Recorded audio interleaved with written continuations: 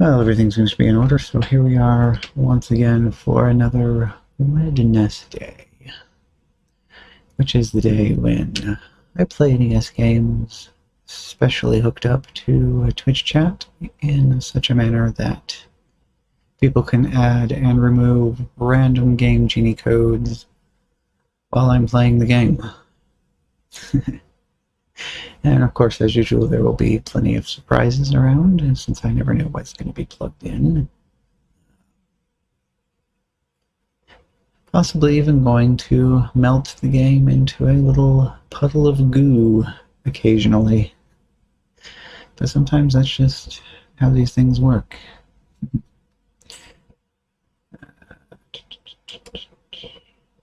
Let me see here.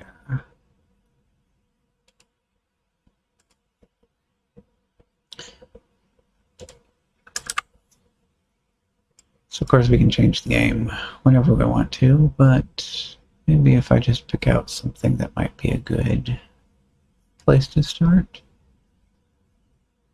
So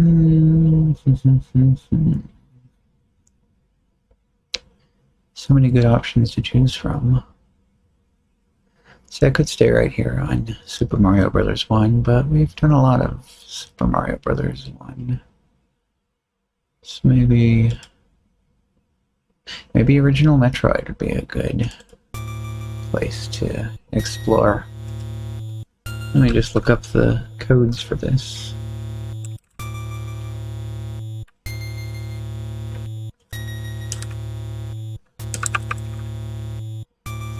And this is the PRG0 release of the game.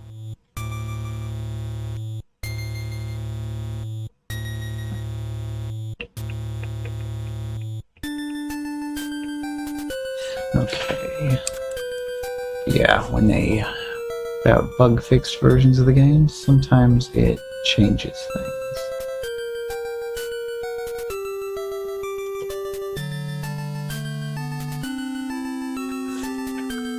Okay, here we go. Command, update codes. Update successfully. Okay, that page right there is going to have all of the tasty codes on it. So the way this system works is you can use the command !GG+, followed by one or more commands to add those commands to the active list. And if you want to code back off again, you just use !GG-.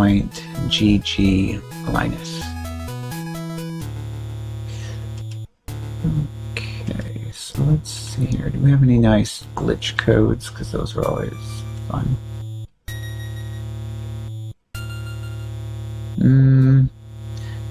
Well, this actually looks a lot like they don't have very many categories made for this. There's like 2 categories, and then the rest of the codes are just kind of dumped in a whole bunch of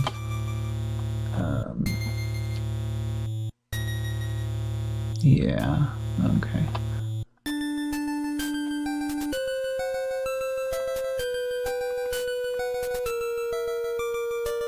And these are... Oh, this looks weird. Let's go with this. Maybe we'll start off with. So that one right there is described as enemies are frozen. If you touch them, you still get hurt. Okay, and there was another one I saw that I thought looked interesting as well. Where was it? Hey, Future Rush. What's going on today? Had work this afternoon, but it wasn't too long. If it had been an all-day, like open to close matter, I'd probably be too tired to do anything tonight, but it was not. Oh, anesthesia problems. Well, so do your best to recover, I guess. Hopefully everything will fix itself properly.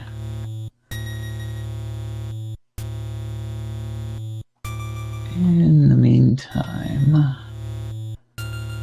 jump through roof.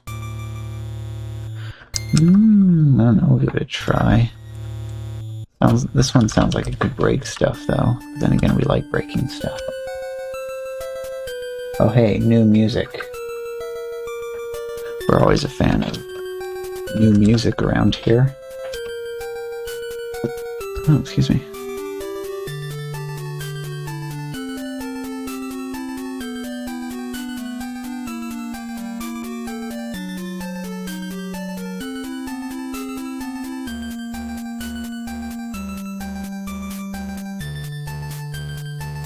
Interesting. Alright, normal gun is lower to the ground. I'm actually not familiar enough with the original version of the game to say whether or not that would be... Oh, now we have no music. Shots pierce through enemies. That actually sounds like there's like one of the weapons and oh, there it is.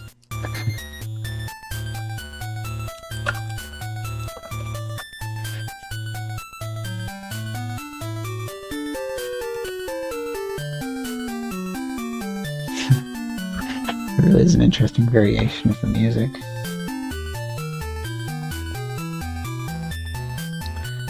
Alright, well this is a good number to start with. Let's go ahead and visit planet Zebeth. Oh. Properties. Advanced. Yeah. This resets my preferred gamepad every time I do certain things.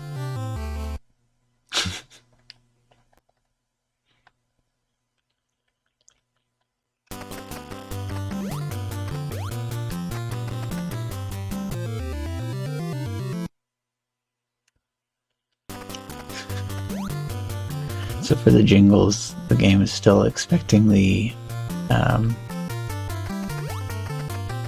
music to play for the same length of time.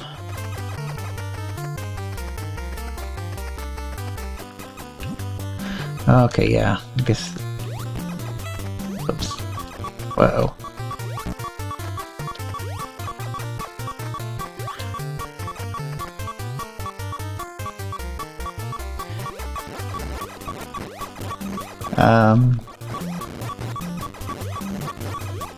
Well, that one seems to be a problem because it doesn't look like the enemies actually die either. And they are extremely kill you. Extremely kill you-y. Let me find that one and take it back out again because that'll make this kind of unplayable. XXUAAA.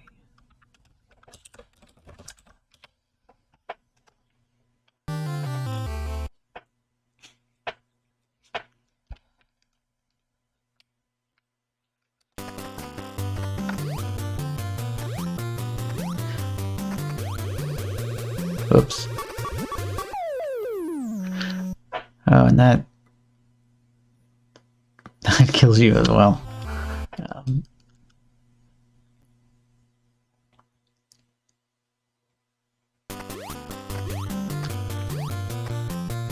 Alright, so we gotta watch out not to... Oh wait, why do I... Perhaps my understanding of this version of the game is slightly flawed here, because I died and I restarted and I still have this. Well, alright, we'll just see how far we can progress here with what we have. Looks like you gotta watch out for that though. Because if you, whoops. If you jump up through the... Alright, what happened to my... Huh.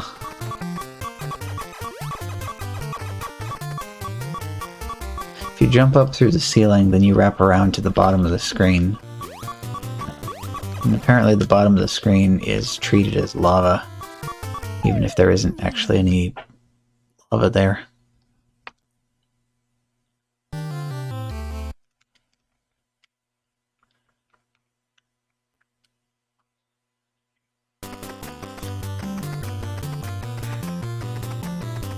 I'm just going to treat the silence as part of the new music. Just imagine the sheet music having rest for however many bars that is explicitly written on there. Kind of like crouch to... Okay, there we go. I played Zero Mission all the way through, but not this version of the game, so...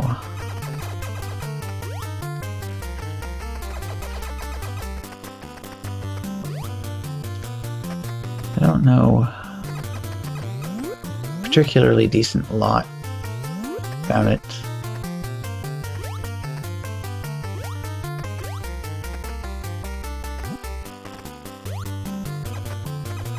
Yeah, this new version of the music is cool though.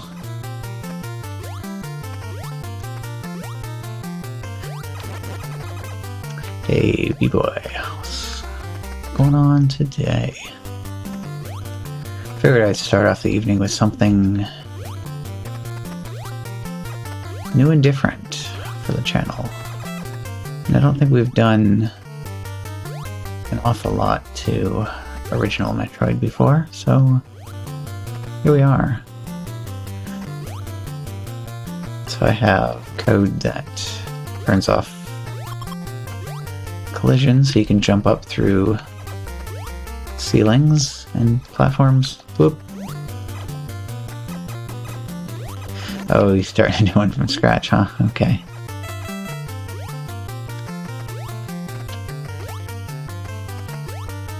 So how did that go, though, after that last boss fight that I was there for?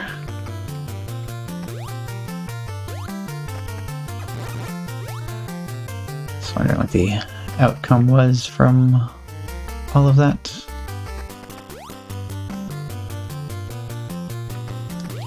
I like this code for this new modified version of the music.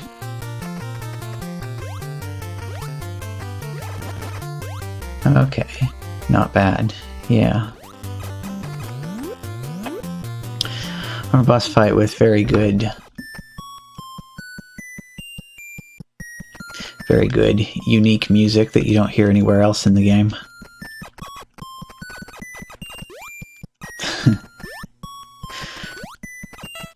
I need missiles. Yeah, separate save file or whatever it is you're going to be doing, be a pretty good idea then if you want to practice that sort of stuff.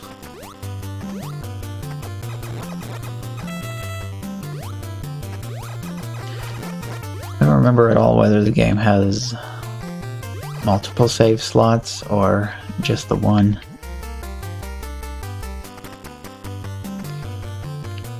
Hey, Shadow.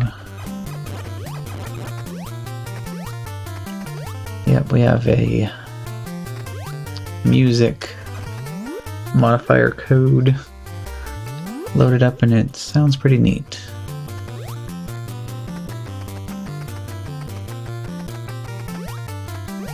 And I actually have no idea where I'm going because I've not played the original Metroid a whole lot.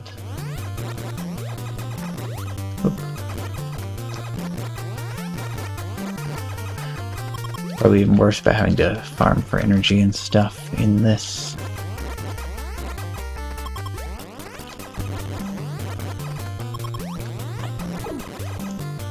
I will definitely appreciate the refill stations in Super Metroid much more.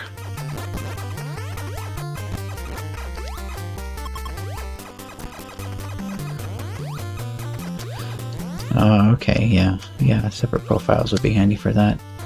Oof, another missile door. Just as long as the game doesn't pull an Animal Crossing on you, that would be kind of problematic.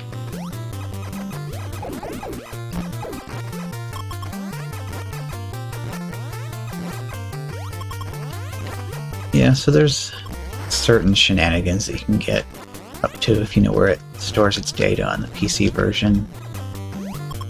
They make heavy use of the cloud save feature to try to prevent you from messing with stuff too badly. So if you do mess with things, it does the changes when you launch the game.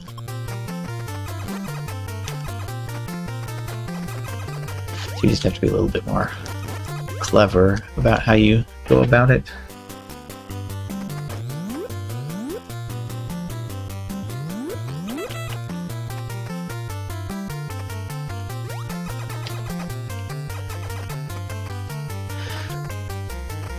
I'm partially sitting here trying to figure out whether I can use my knowledge of how the world is laid out in Super Metroid to help me at all in this game, but it's quite a bit different.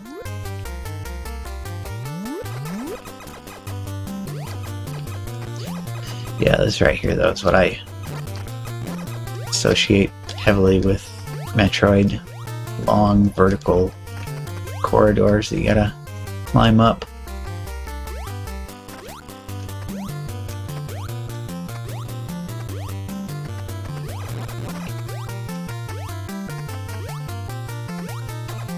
So there's one thing that you might not have ever noticed before, but then again you might have. Anybody? So the game either uses vertical scrolling or horizontal scrolling, and it switches between the two every single time you go through a door. It's like two long vertical spaces that are like right next to each other have the single screen connecting corridor in order to connect the two, so it switches to horizontal scrolling and then back to vertical scrolling again.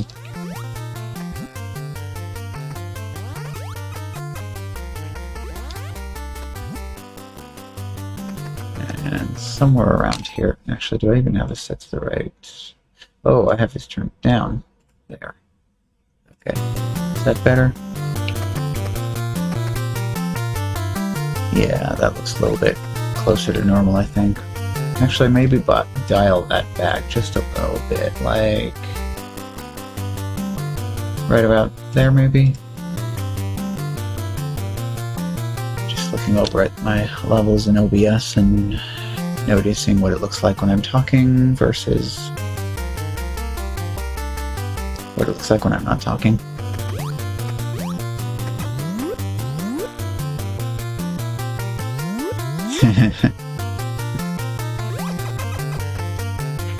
Well, so I can tell you it's the Koopas. That's the only thing, is that 7-3 has the Koopas added to it. Other than that, the fish seem to behave exactly the same way.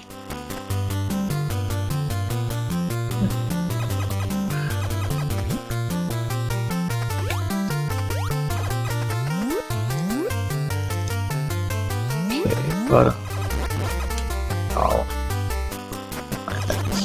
okay, I'll take that one.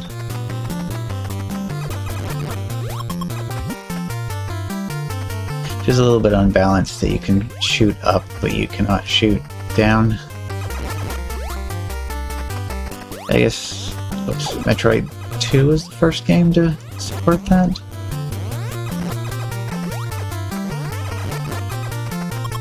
Take that.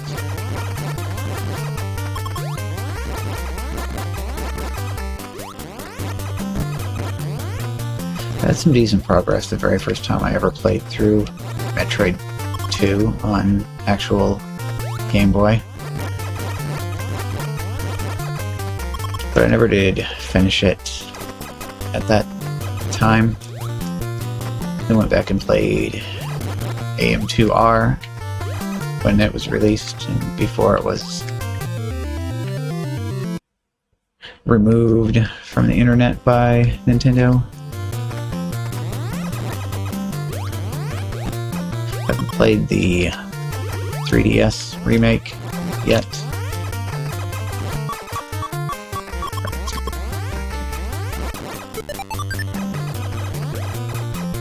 This is good so far. Now I got missiles so I can make it past all the... well, then I end up dead.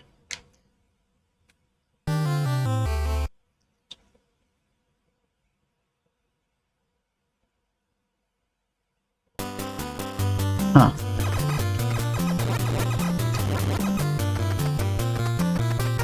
It's weird. I was under the impression that game over in this game actually meant game over, but it does look like you keep your stuff. You just get sent back to the beginning.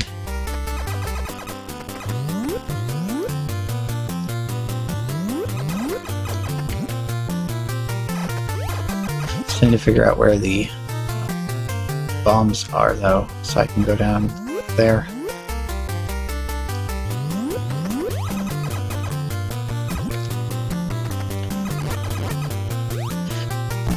Just to guess, though, since I got missiles first, it's going to be past one of the missile doors.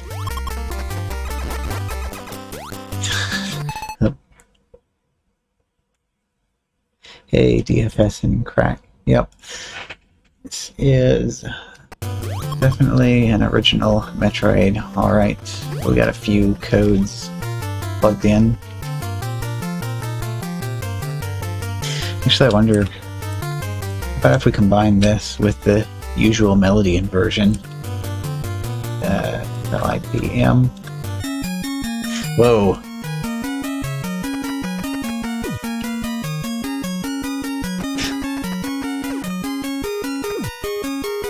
That's even worse, I think. Hey, jump, jump.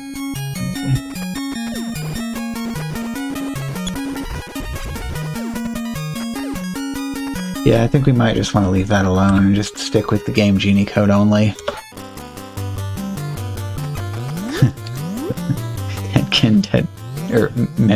Metric, yeah.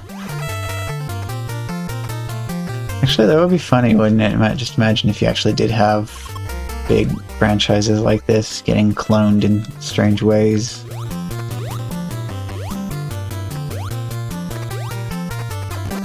We got plenty of weird SMB1 packs and like Chinese bootleg cart stuff nowadays, but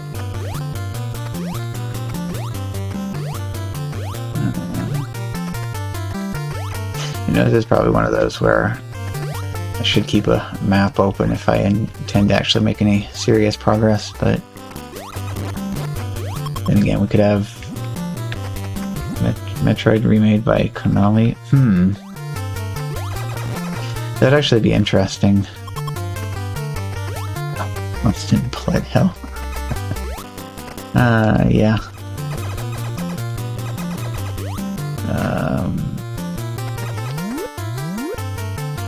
Yeah, and here's one of those connecting tiny corridors, like I mentioned, that only exists so that these two long shafts can be vertical beside each other.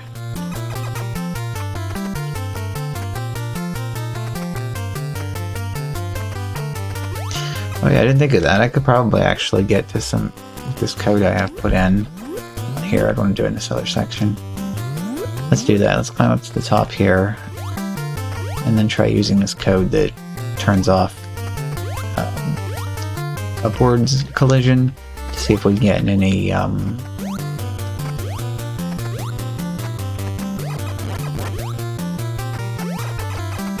I forget what they call them now, but like the glitch worlds or whatever. So I discovered back during one of the horizontal sections that the game apparently just treats the bottom of the screen as lava, whether there's actually lava there or not. Because I went through the top and then wrapped around to the bottom and then took constant damage until I died. Well, I guess that makes sense. Normally it just has a platform at the bottom, or floor. Okay, and... oh.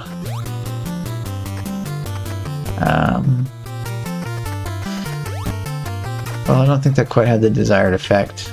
Oh. Looks like the internet juice is not happy with me.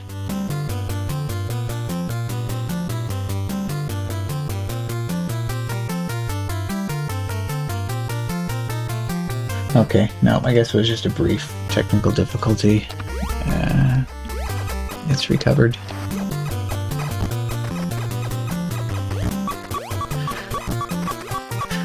Well, I don't know what I'm taking damage on, but at least I can die to get out of there.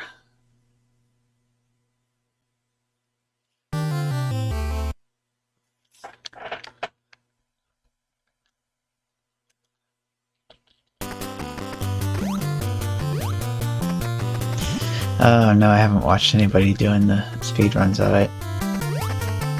I know there's some places too where the collision is just kind of broken if you do it right. And you would get to the glitch worlds that way. But yes, here's what I meant though. I jumped up. See, now I'm stuck in the bottom of the screen. And it thinks it's lava. So it kills me.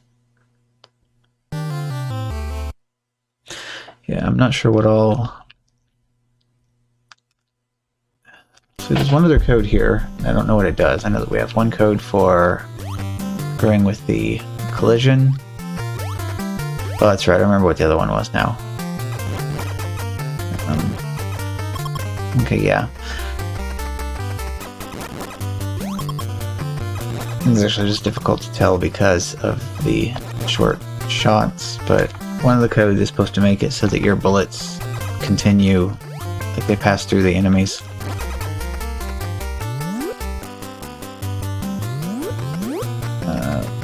Was it Phaser that did that in Super Metroid?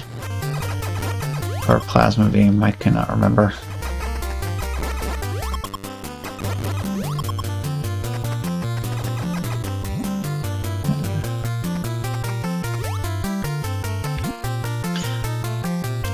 So yeah, I kind of feel like the power bombs, or not power bombs, just regular bombs, no power bombs until Super, the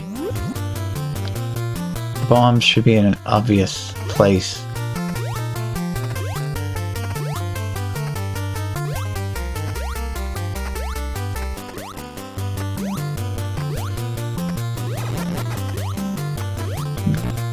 Oops. Wait for it.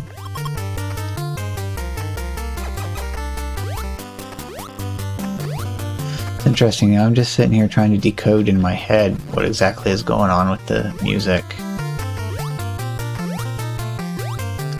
Be a good one to look at the patched byte in the debugger just to see what it changed the instruction to.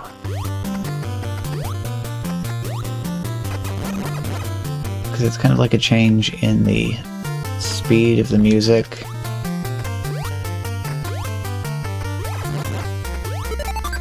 There's something else going on as well that I can't quite place.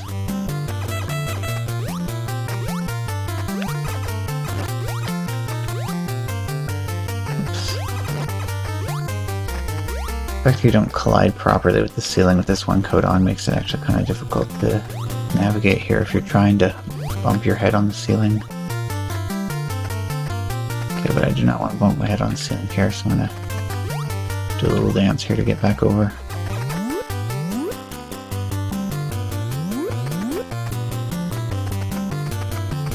Run for it. Oh.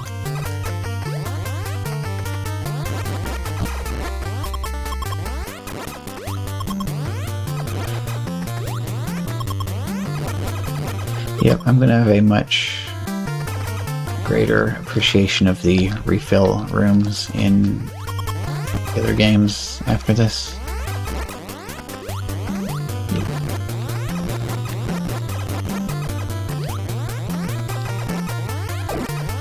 And then like absolutely nothing ever wants... Okay, there it goes. Let's see. Much of this stuff is not dropping stuff in a row. Oh well, as long as it's high enough that I don't just spontaneously die, that's fine. Okay, yes. Missile door.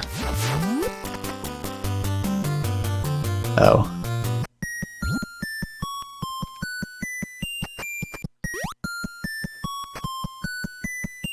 Actually, with this glitch code, I could maybe...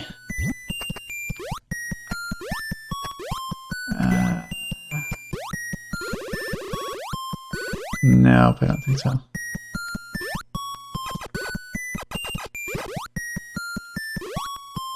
I don't know if this game has high jump or not. If it did, I could actually jump up through there and get to the door. As is, just looks like we're going back to the entrance again.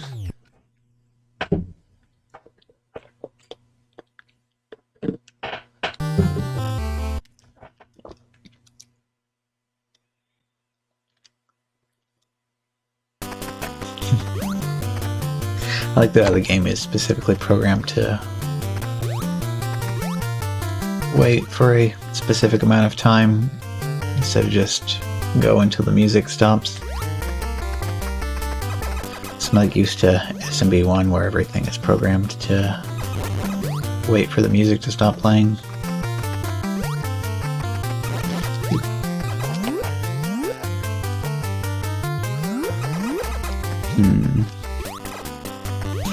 This is so annoying. I feel like I just want to just shoot down.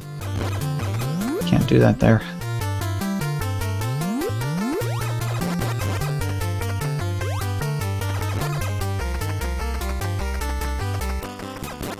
This is such an irritating amount of life to restart with. I don't much care for the limited distance that your bullets travel either.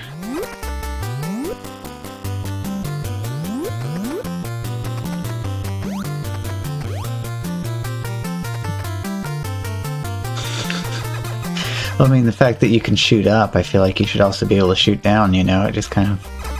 If it only let you shoot left and right, then you know that would be one thing, but it also lets you shoot up, but not down, so... Yeah.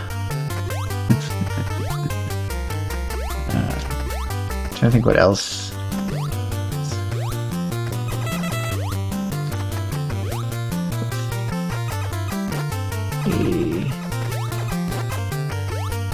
Yeah, definitely a lot of things that have improved. Again, still can't shoot those. Whoa.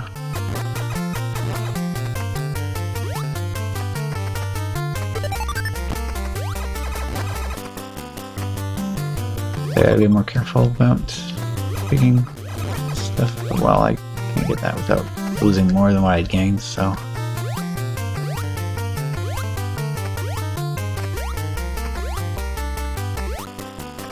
Trying to sort of map everything out in my head a little bit here.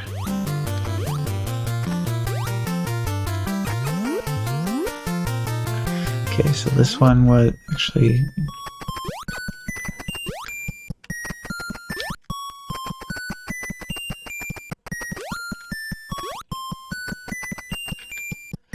crap. Oh, okay. Need more missiles. Okay, good. Okay, there we go.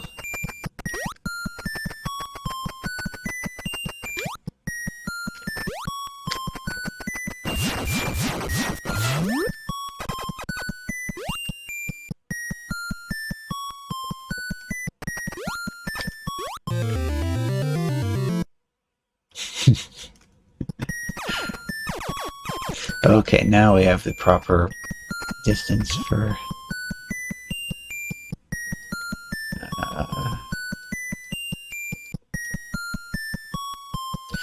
Obviously I'm suspicious, but I'm just looking at probably just a solid wall in this case, and this is just a generic tube that's placed in this room, so when it's reused later, it will have a space to go looking for your secrets. Or maybe I am supposed to be in this room with bombs.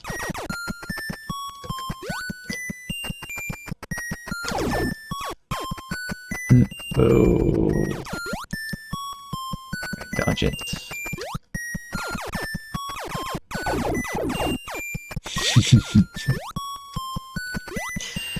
Yeah, I can handle Super Metroid okay, because you get the map. Plus the fact that I'm trying to build the map in my head, or keep track of it, instead of actually drawing it on paper, like what would have probably typically been done. It's actually kind of weird though, this is not one of the games they included maps of in the NES Game Atlas. Okay, yes, then all the way at the top of this shaft. Oh, okay. Got a hot code coming in. So top of this shaft is the way to Turian, so...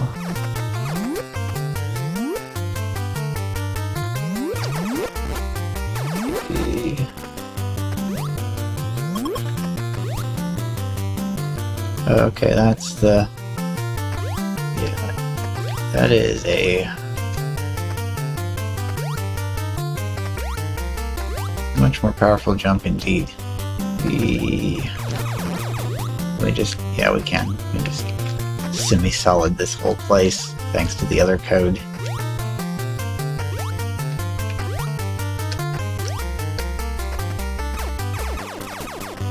Ah, there's nothing at the top of here. Alright,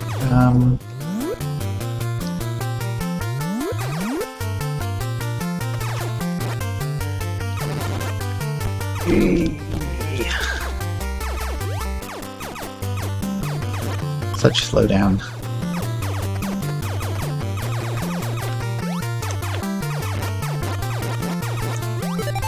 So the game doesn't know what to do with 3 sine wave enemies at the same time.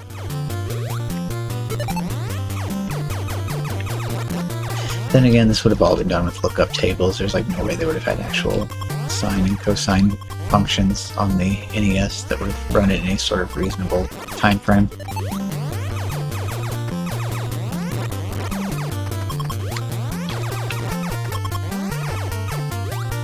Oh, actually I can't go over here anyway. Oops, get out of there. What's going on, Donut Dante? Yeah, I figured I'd try something different today, and this is a good one. That was one of the first codes I found on the list, so, yep. Let me do that for you. Here is, of course, the link to that. So yeah, there's one code doing that. And then we have another code that turns all of these into, like, basically semi-solids, because everything only has collision falling down and not when jumping up, so basically we can jump through everything. That does unfortunately also mean that we can jump through the actual ceiling, leading to problems. Yeah. Oof, not good. I need some help. Let's see, and then I have another code put on which causes the bullets to keep going, so they pass through the enemy.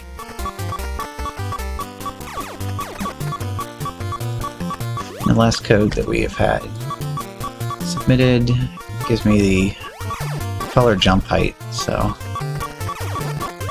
the thing is I don't know whether or not tall jump was in this game yet or not, but if it isn't, it is now.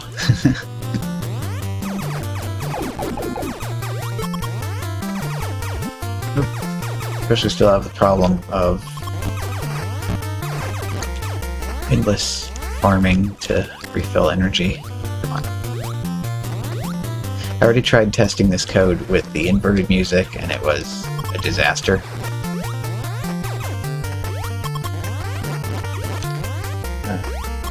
Go ahead and do that again real quick.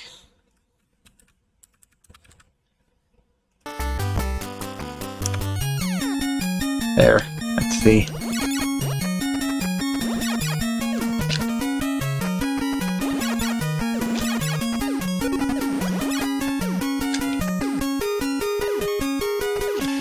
Okay, this is where I got the missiles from, wasn't it?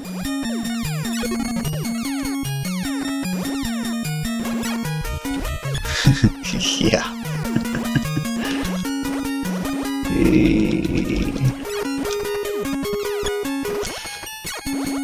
Oh, you know what? I don't even want to know what this sounds like when the... Oh, it's probably happening now, isn't it? The low health beep. Maybe get back, or just go away, that's fine too. Refill a little bit. So if the health pickups gave more health, but just dropped less frequent, well, it's,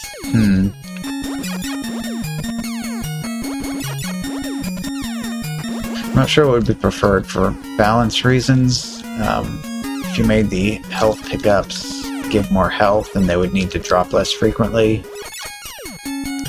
It could be modified so that the enemies at farming slots dropped health items that just instantly completely refilled your health, then that would probably solve that problem. Then normal enemies would drop normal health, and these enemies... Okay, no, that's... There. Got it. Yeah, okay, that's better. Sometimes you get a winner with the inverted music, and sometimes you do not.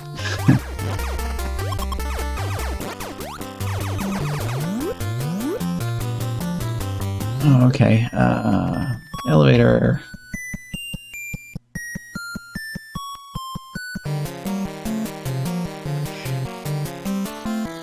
Hey, new music. Oops. Hey, Axio. Oops, and I just went back up the elevator again. Yep. And of course here is our mascot, the Pig Pog. But not today, because this is Metroid. Yeah, we got a code in place, which is giving us interesting new versions of the music. Oh, I got a whole box full of vintage Pogs. But yeah, this one's the special Pog. I think there's probably one in there somewhere. Got a lot of the plastic ones, and I got one that's metal.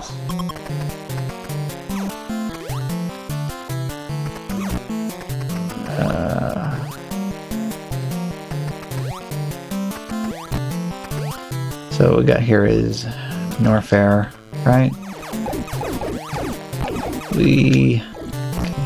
Nope. Hey, I see a thing. No, I want the thing at least before I die. I died.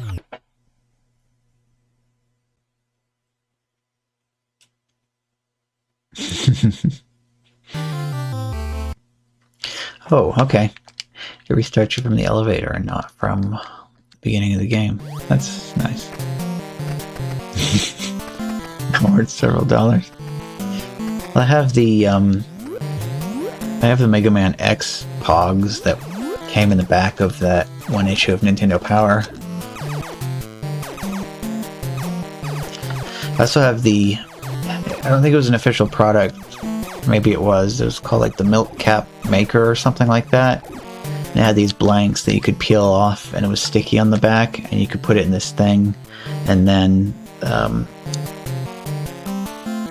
oh, no, I removed them from the thing, so they're unfortunately not intact, but I still have all of the ones that were there. Actually, they also had one that you could order from the Power Supplies catalog, didn't they? I don't have that one, but I do have the ones that were included in the back of the magazine. But anyway, yeah, though, back one step, though. I had the thing that let you make your own Pogs. You just put the blank in the thing, and you'd slip a piece of paper with the picture you want, inside of it, and then you push down on the thing and rotate it, and it would cut it out, and then press it down against the sticky backing, and so you'd have automatically made Pog. So like I bought I bought a poster with like the original, like back in the day, so vintage poster. I bought a poster that had all 150. Mew wasn't known to exist yet at that point. It had the original 150 Pokemon on it, and I was going through there and cutting them all out and making a full set of original original Pokemon Pogs from that poster.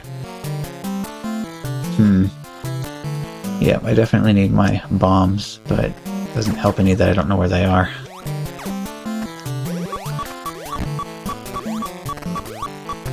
I gotta get really good at tapping the button in certain places here. I gotta slam them all. I don't know whether or not there was ever any official Pogs of that. If the window on Pogs was tight enough, we're probably already over and done with before the original Pokemon games even made it over here.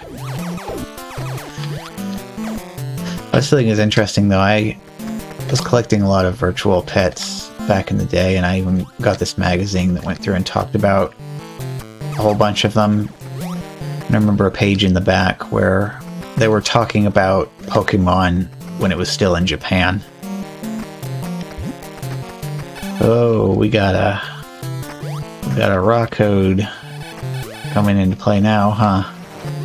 Hey! There we go. Yeah.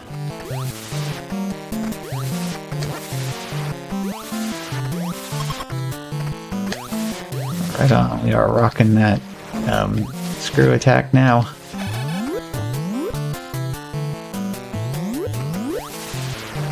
Alright, back to the good old Metroid shaft again. Whoop. In the meantime, though, I still have no idea where the bombs are actually located. Oh, okay, yeah. Ah, okay, so flags, huh? You gave me a whole bunch of goodies. So is this actually like Ice Beam now as well then? Or Ice Gun? And I don't know.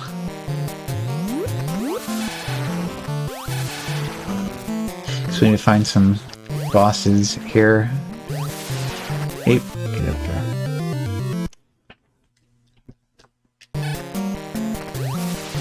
Now I definitely don't know how we would get to Braid or Ridley exactly.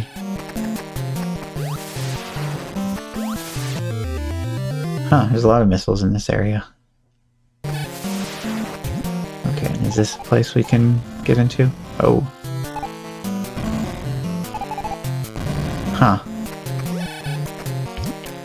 So we had that one little bit of destructible terrain for no good reason. Just get stuck in the wall for a minute. Okay, well maybe not. Not a good idea.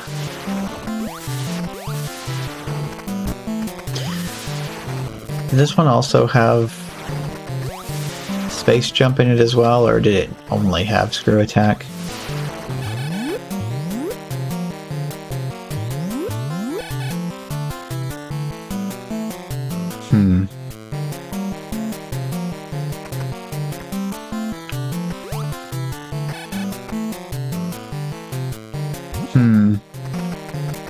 Well, that's interesting.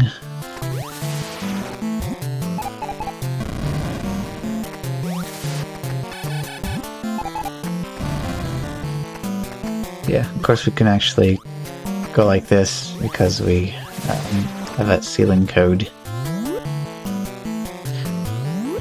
Or maybe that's actually a place you're supposed to jump up through, I have no idea.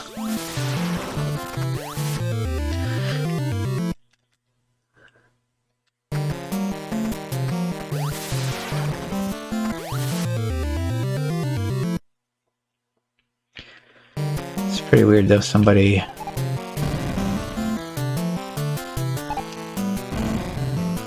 Uh-oh. This is an unanticipated problem.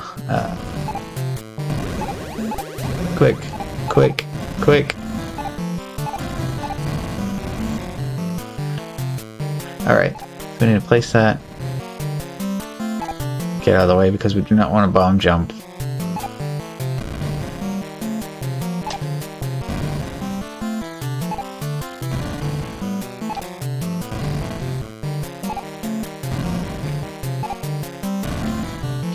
Okay, that worked.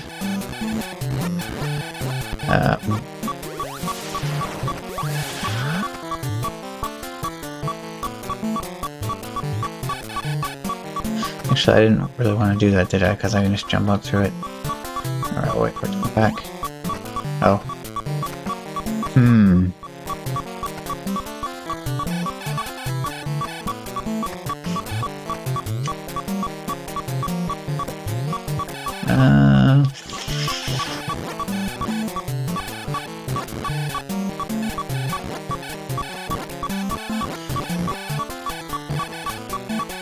These things are almost as difficult to kill as the,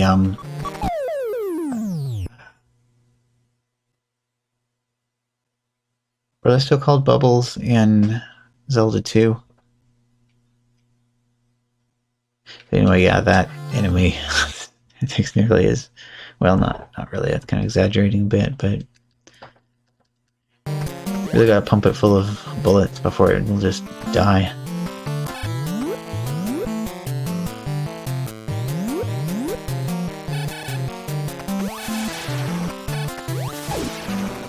Oh, and you know what? That's probably how I want to damage them anyway. Just screw attack into them.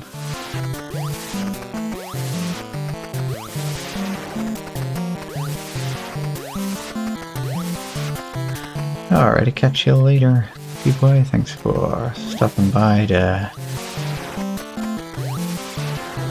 see just how weird this has gotten.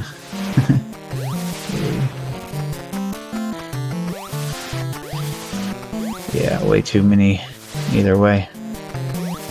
Oop. Oh no. Okay, yeah.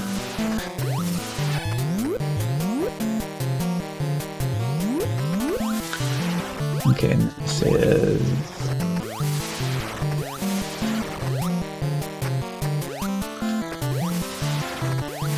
I think the base for all of this is particularly interesting in this section.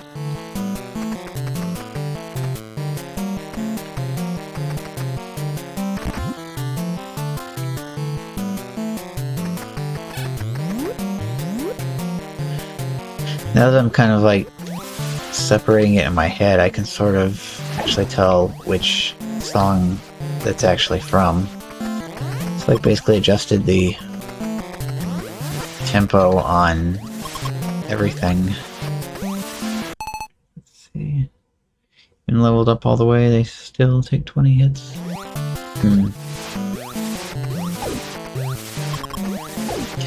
Yeah, I'm not sure how much your attack actually increases per level.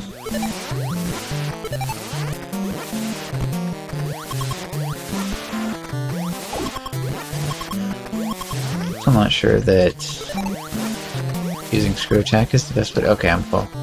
Right, well, no, whatever. Let's run for it.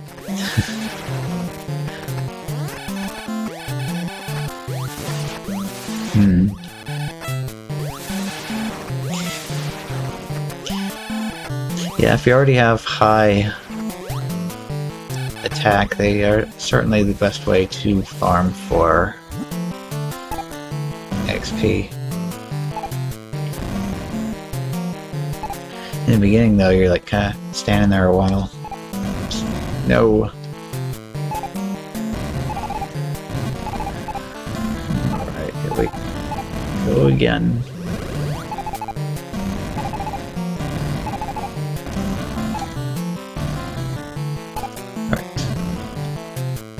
Yeah, the game just seems to be hard-coded to treat the bottom bottom two tiles of the screen as lava, whether there's a platform there or not. Normally you're not supposed to be able to enter those pixels, so I guess that makes sense.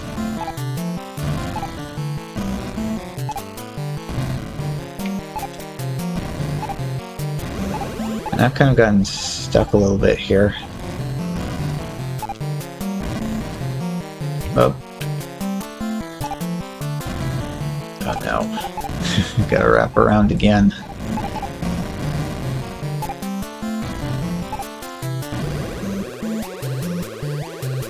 Okay, perhaps that ceiling code needs to go.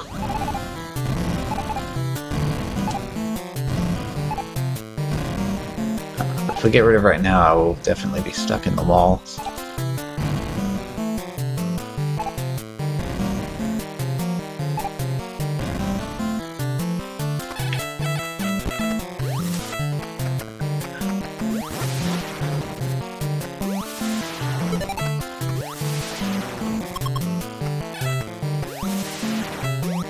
Hey, just like in Super Metroid.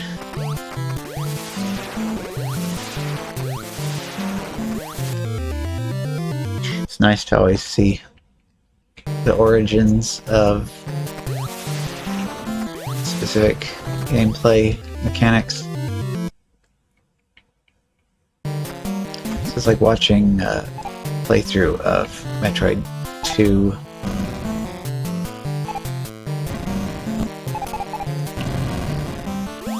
Somewhat recently.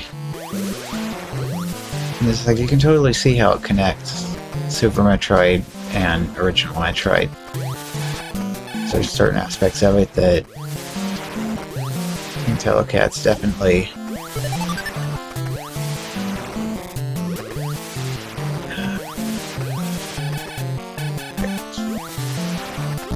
so I gotta go all the way back through this part again.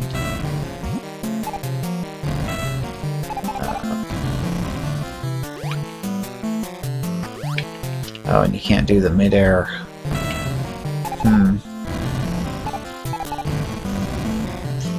Better off just taking a dip in the spaghetti sauce to warp back to the elevator again.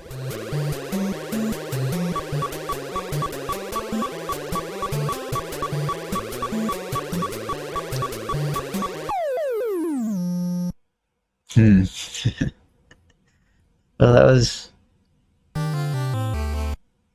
like, not having any color to the screen definitely doesn't help much if you're playing the original one, but that was definitely fixed quite a bit in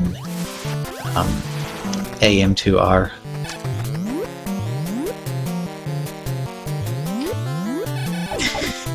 Sam is relaxing in the spaghetti sauce. You know, Basecamp Foster's got that channel point redemption to take a dip in the lava on purpose.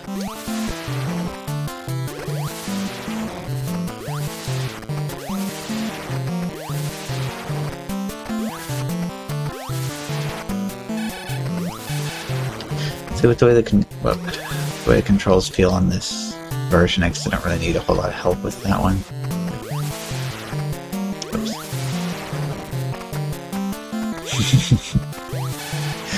Ah, yes.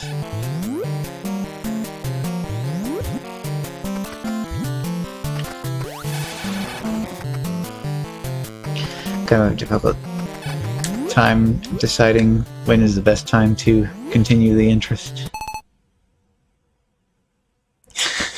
Fights on the playground. Well, I mean, let me see here. Where's the thing? Let's bring this up here real quick. Media, books, manuals, Metroid. Alright, and then add, let's zoom in here, click, click, click. Right on there, looks good. Okay, now we just add window capture.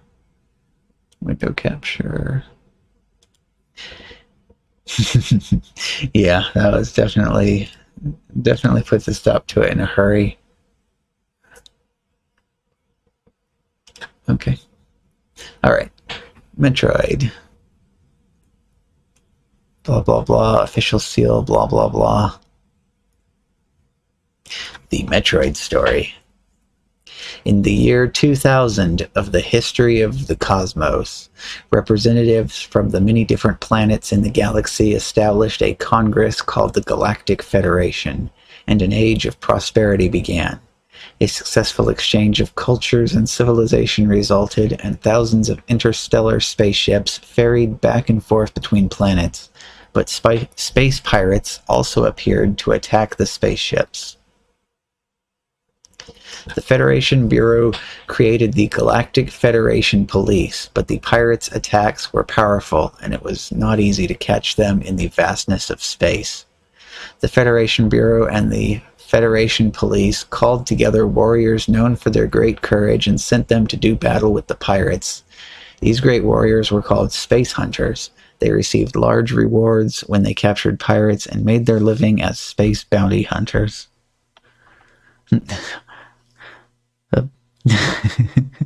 Okay, looking down here. Hey, let's go on Sharon Camp Baster. Yeah, we were doing a thing here, and I'm just having a brief interlude so we can look at the odd pages of the book. Yeah, and this weirdo artwork we got going on here as well. Oh yeah, actually maybe I should have this over like this so that we can still see the stuff here. You can take it to school. Yeah. So easier to do now. You can just put the PDF on like your phone. Okay. So space hunters, they received large rewards when they captured pirates, made their living as space bounty hunters. Okay. It is now year 20x5 of the history of the cosmos, and something terrible has happened. Space pirates have attacked a deep space research spaceship and seized a capsule containing an unknown life form that had just been discovered on planet SR-388. This life form is in a state of suspended animation but can be reactivated and will multiply when exposed to beta rays for 24 hours. It is suspected that the entire civilization of planet SR-388 was destroyed by some unknown person or thing, and there is a strong possibility that the life form just discovered was the cause of the planet's destruction. To carelessly let it multiply would be extremely dangerous. The Federation researchers had named it Metroid, and were bringing it back to Earth when it was stolen by the space pirates. Chad rays. Yeah, yes, this is the manual with the weird Ridley. Also, look at this. What is going on here? Obviously, we got a space pirate, I guess, but who is this? Stolen by space pirates. Okay. If Metroid is multiplied by the space pirates and then used as a weapon, the entire galactic civilization will be destroyed. After a desperate search, the Federation police have at last found the pirates' headquarters, the fortress planet Zebes, and launched a general attack. But the pirates' resistance is strong, and the police have been unable to take the planet. Meanwhile, in a room hidden deep within the center of the fortress, the preparations for multiplying the Metroid are progressing steadily. Saturday morning cartoon bounty hunter. Yeah, it's a weird little jacket with like coattails on the back. It's kind of different. Here we go. As a last resort, the Federation police have decided on this strategy: to send a space hunter to penetrate the center of the fortress and destroy the mother brain. The space hunter chosen for this mission is Samus Aran. He, it says here, he is the greatest of all the space hunters and has successfully completed numerous missions that everybody thought were absolutely impossible. He is a cyborg. His entire body has been surgically strengthened with robotics, giving him superpowers. Even the space pirates fear his space suit, which can absorb any enemy's power, but his true form is shrouded in mystery. Yeah, and not just once, but like how many times was that on the one page here? 1, 2, 3, 4, 5, 6. So 6 on a single page. Yeah. Metroid's a cool dude. Kills aliens and doesn't afraid of anything. The planet Zebes is a natural fortress. Its sides are covered with a special kind of stone. And its interior is a complicated maze. On top of that, the pirates have planted devices and booby traps in the maze. And the pirates' eerie followers lie in wait around every corner. Samus has now succeeded in penetrating. Let's see, penetrating. Yeah, penetrating. Okay, penetrating Zebes, but time is running out. Will he be able to destroy the Metroid and save the galaxy? Yeah, they really wanted to drive home the point. Yeah. I mean, I guess it wouldn't have been as big of a surprise, huh? Yeah, that was it. Just that one shrouded in mystery. That's it. That's all you get. So then we have this little piece of art right here, which is actually not so bad. Click, okay. How to start playing Metroid. Title, start or continue, password screen, blah, blah, blah. Oh, when the game is over, game over will appear. The password will appear. At this point, if you press the start button, you can continue your last game. If you use the password when you start a new game, you can continue your old game using that password. Not sure on that one, Axio. Isn't it just like the it's the Spazar, isn't it? Yeah, I think it's the Spazar. See, interior only 2 keys support on it. Well, I mean, they probably yeah, the FDS version. Also had different music in it as well in a few places because it had the extra sound channels from the Famicom Disk System hardware.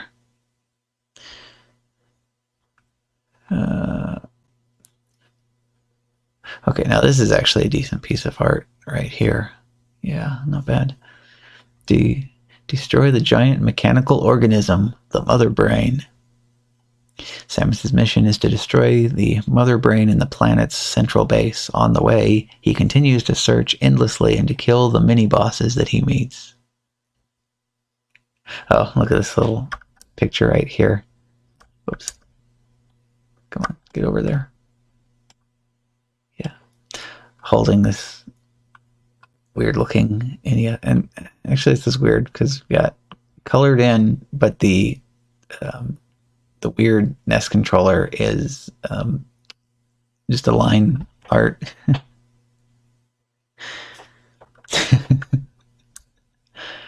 need to like watch some more Captain N. All the episodes are uploaded on YouTube last time I checked. It doesn't look like there's anybody who gives a crap about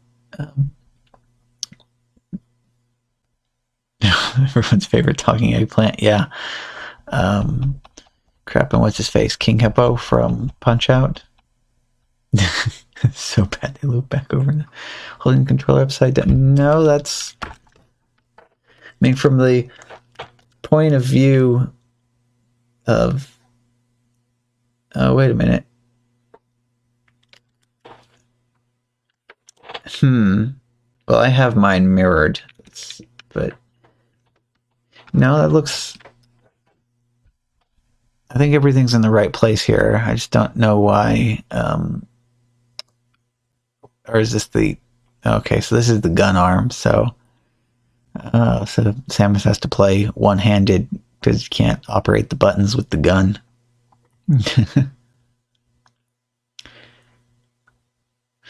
Okay, reading the screen displays. During the game, data on Samus will appear on the screen display, as shown in the picture to the right. In the beginning, only the amount of energy will be displayed, but later on, when Samus captures an energy tank or a missile, those numbers will be displayed. Pay attention to this data! Exclamation point. When Samus captures an energy ball, ... When an enemy is destroyed, an energy ball is sometimes given off. If this energy ball is captured, Samus's energy is increased, but his energy cannot increase beyond 99 without extra energy tanks.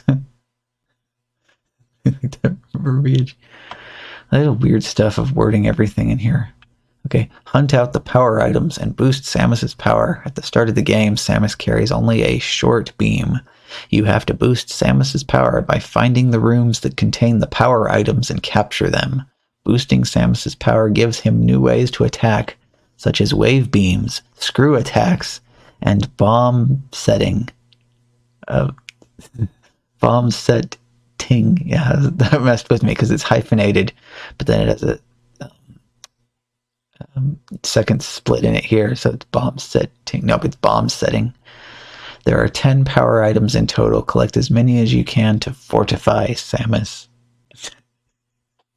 You go to Chipotle to capture the burrito.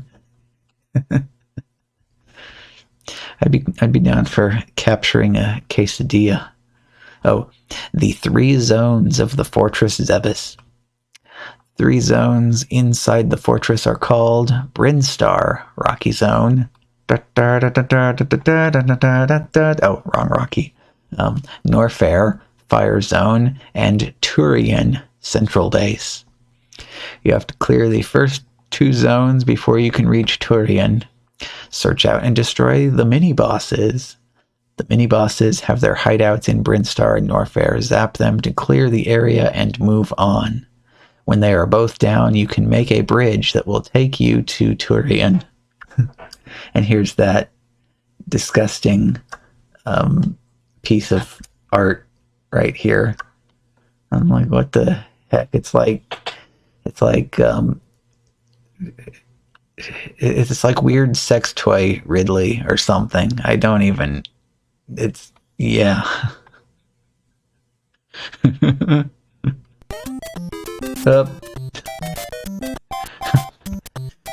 Well, okay, we'll listen to that music while we read the Metroid manual, I guess. It's fine. What's going on, LOZ? You can start loading up your weirdness, I guess. Let me actually clear out the codes for you. There. Codes are wiped, so it's free to do whatever weird mystery voodoo magic you want to do while we are looking at this.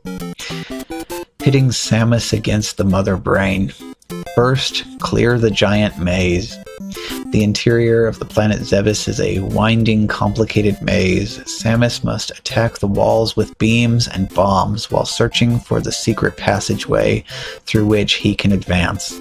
Use the map on the next page to work out where Samus is, or better still, make a map of your own to guide you. The top one.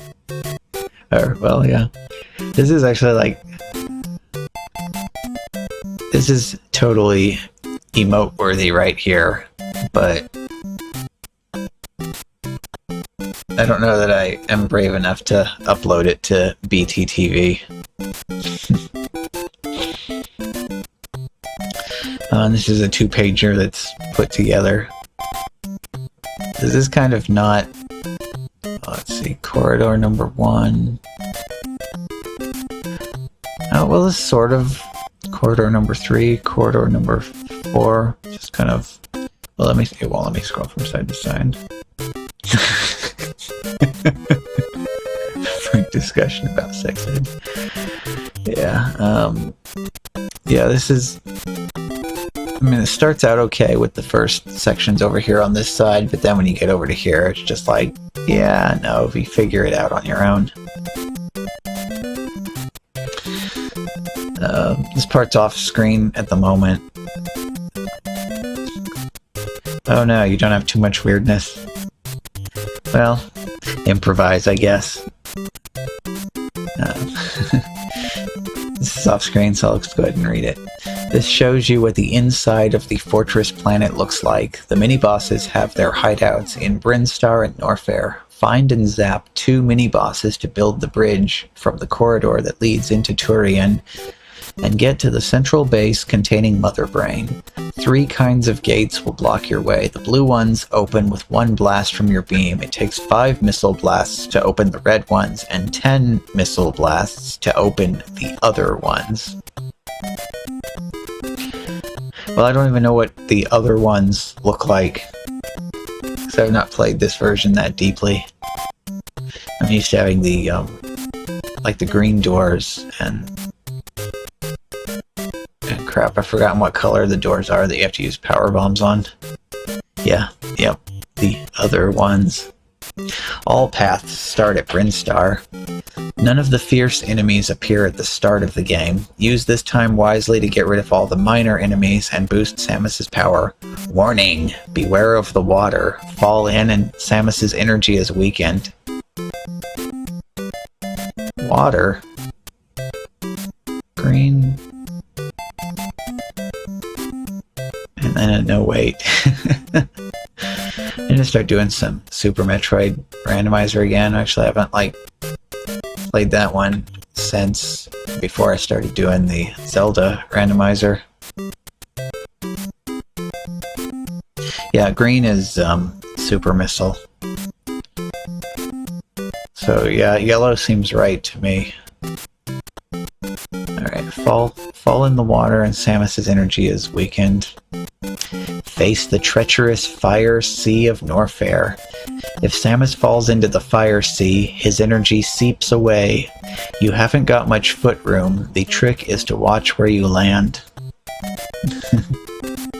Watch out, 2 mini-bosses are lying in wait. And here we have like another little piece of art here. Got Samus being pinched in by the weird Ridley and the weird Kraid. Right. In Brinstar and Norfair, Samus has to search out the mini-bosses in their hideouts and zap them. Isn't this just like repeating the same information over and over again? Look for the corridors that lead to their hideouts. Renew your energy and zoom ahead. At last, you're close to Turian. Once you've gotten rid of 2 of the mini-bosses.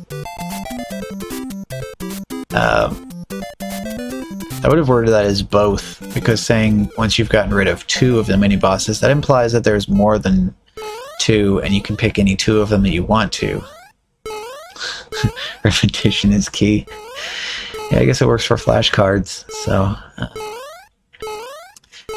You have to hit the mini-boss statues at the entrance to Turian in order to build the bridge. Now you're ready to enter Turian. The only way you can kill the Metroid is to freeze it with... Alright, what? Hang on. It's...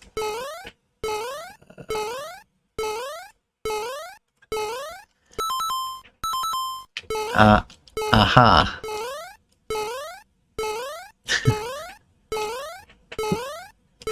Poor Mario.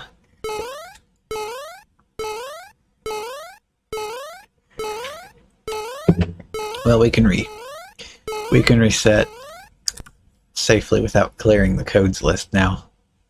So, all right. keep reading the. All right. Beep boop. There's a raid. Beep boop. Hey, Skillet Toast. How goes the progress tonight? And as per usual, the bot can only go halfway. There we go. How goes the progress? Any closer to murdering those last 2 frame rules? Oh, excuse me. Yeah. So we just, at the moment, we have LOZ getting this copy of SMB set up for Madness. He's got some codes going on right now, and he says, "No, don't mind me. Keep reading your manual." And oh, you haven't made it. Hello there, inbreaded. Welcome in from the raid. And anybody else that was lurking, hi to you as well. Yep. So we do an interesting exploration of 8-bit games over here on Wednesdays. Current setup, people can load up Game Genie codes, or they can take them back out again whenever they want to. So we started out with vanilla Metroid, and then that kind of got derailed by me wanting to go through a brief tour of the original instruction manual for the game. So we got LOZ loading up some weird codes to do some weird stuff, and in the meantime we're just kind of chilling and checking out this manual. So I'm just bring it back to the front so I can continue reading it here. Right, so the only way you can kill the Metroid, and it doesn't call them Metroids, it says the only way you can kill the Metroid is to freeze it with your ice beam and attack it with missiles. Will Samus discover at last the true nature of the giant mechanical organism, the Mother Brain? I also like the giant mechanical organism is capitalized like it's a proper noun. So I guess from now on, you could, instead of saying Mother Brain, you could just refer as giant mechanical organism instead, since that's apparently also a proper noun. Oh, the key to winning, hunt out the power items. Samus's power of attack is weak at the beginning of the game, and he also consistently does this throughout the entire manual because it was a secret back then. Refers to Samus as he. So, beginning of the game, and he is armed with only a short beam. It is essential to hunt out the power items to strengthen him. To make the power items, a GMO, yeah. To make the power items appear.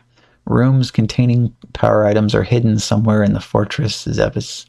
Find the rooms and hit the crystal ball held by the statue to make a power item appear. It's a secret to everyone. Okay, long beam. It lengthens the attacking range of your beam. It can also boost the range of the ice beam and the wave beam, useful for attacking enemies from a distance. Oh, also I actually really like these art of what the items look like. Actual detail. Oh, hey, thank you, Skeletos, for doing the transformation, and gosh darn it, the thing is pointing the wrong direction again. Whatever, I'm leaving it like that. Screw it. So every time I flip the camera around, this always ends up pointing the wrong direction. See, because now it looks like Eevee is facing away from the manual and away from the game. Okay, Ice Beam. This allows you to freeze an enemy temporarily. If you already have a long beam, then the Ice Beam becomes a long Ice Beam. This can't be used at the same time as the Wave Beam. When you freeze an enemy, you can climb over it. Canadian Eevee, yes. Also got those nice, nice emotes there.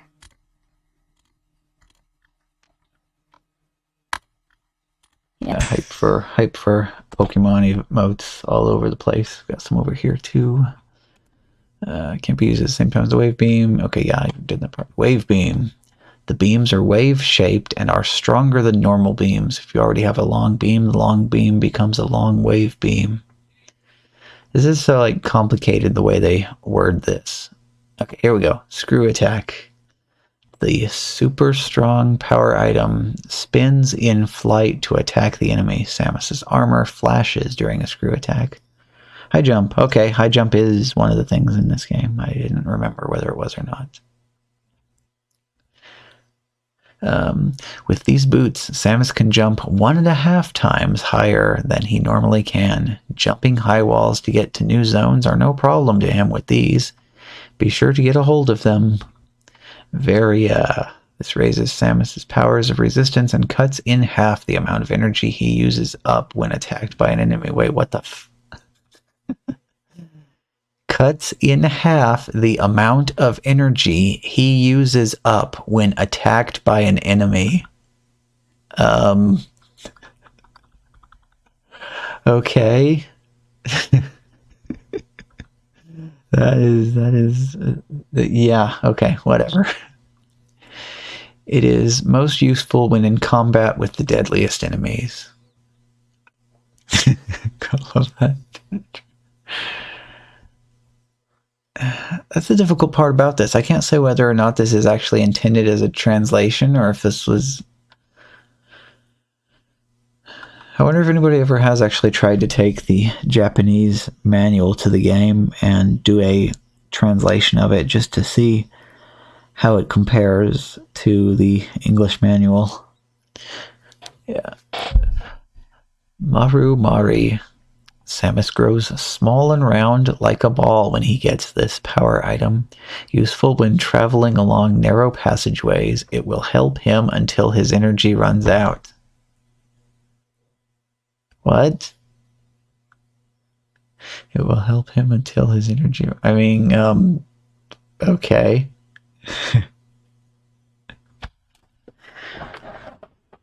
Oh, nice. I don't think I have any, well, let's see, I have a few PlayStation, like PS1 games that are Japanese imports, so I would have the manuals for them, but I don't have any Japanese manuals for Famicom or Super Famicom. Actually, I don't think I have any Famicom carts that I'm aware of. I have some Super Famicom carts that I picked up, including I got a Japanese Chrono Trigger, Final Fantasy V, and Yoshi's Island. Also, I have that spin-off Dragon Quest spin-off game where you play as the merchant guy. I got that as well. That's going to be another one of those that would be nearly impossible to play without a translation patch. Your office smells like it. I'd have to wonder what a Japanese basement would actually smell like.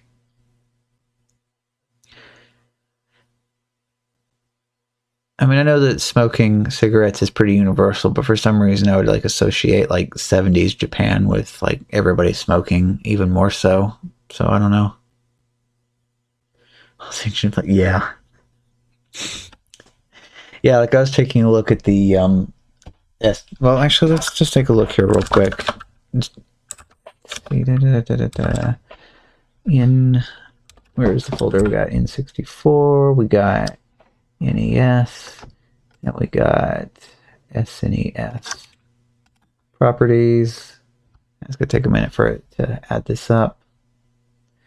18.5 gigabytes. Okay, so I could actually fit the entire collection, every single NES, SNES, and N64 game on a micro SD card with RetroArch and play it all on the continued interest device if I wanted to.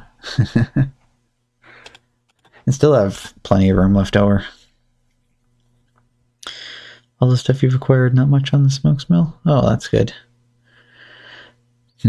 And we have plenty of modern consoles that people trade in at the store, and like PS3 or Xbox 360 or whatnot, and you power it on, and the smell just kind of starts coming out from the exhaust fans, and you're like, oh.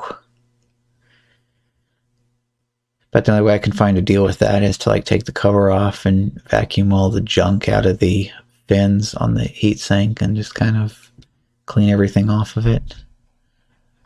So, helps until the energy runs out. And then the bomb.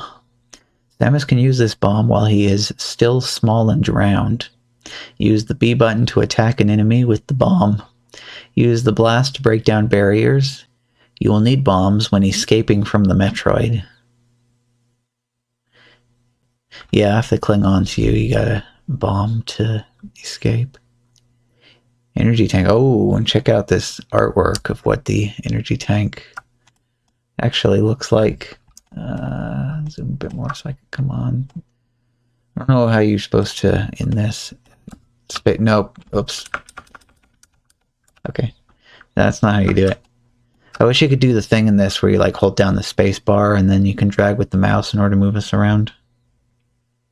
Systems themselves are most prone to smoke smell. Oh, the square A and B buttons. Yeah, that is early. Disassembled and sterilized. Yeah. So the square ones were the ones that got stuck really easy, wasn't it? Yeah. I still think it'd be awesome someday to pick up a whole set with a disc system and Hyrule no Densetsu, just so I can scream into the microphone on the second player controller to defeat the Paul's voice. But that is a really complicated series of things to have in working condition.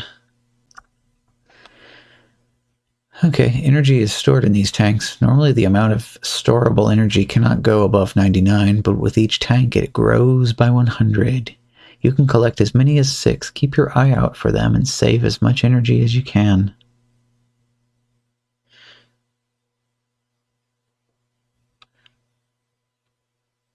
Oh, hold up. I need to take a look at this.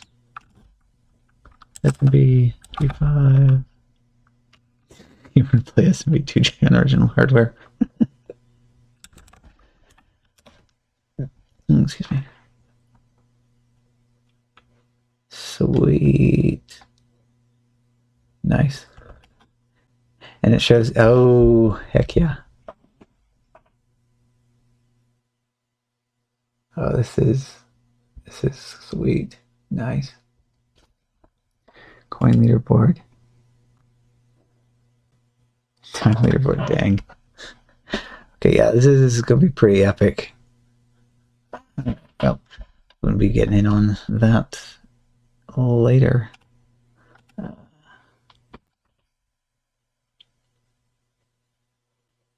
Oh, that would feel gross. Ugh.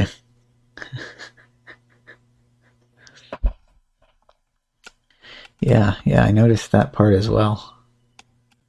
And so this actually switches to show when the game is actually in progress as well. Oh, and we got auto refresh as well. Let me turn that on.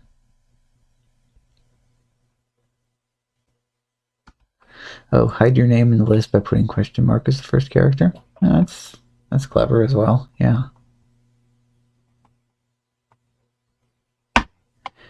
This is some epic stuff here, though. Nice.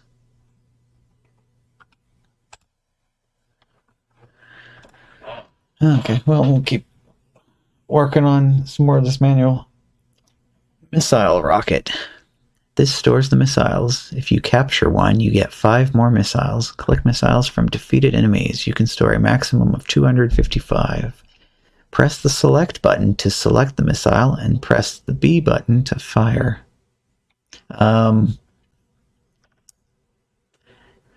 So here's the so there's the sprite, but here's the artwork for the missile, and I don't know about that. That's kind of odd. Anyway, moving on.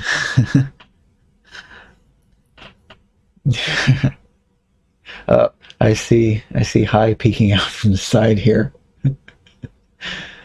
And of course I also see the fresh codes still coming in here. This is going to be real interesting when I get back to that and press the start button, isn't it?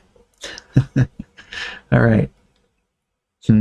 I don't see that. Okay. Hang on. I'll fix this for you then. There. Oh, I can't. Oops.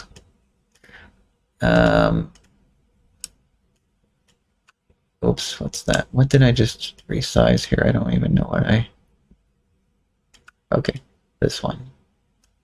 There. I've given you the Shroud of Darkness so you can continue your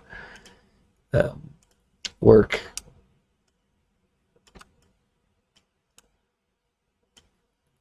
Yeah, continue your work in secret.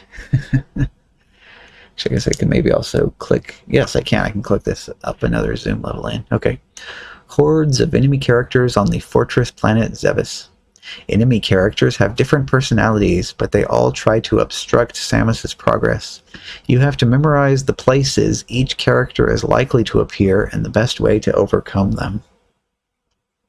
First, the enemy characters in Brinstar.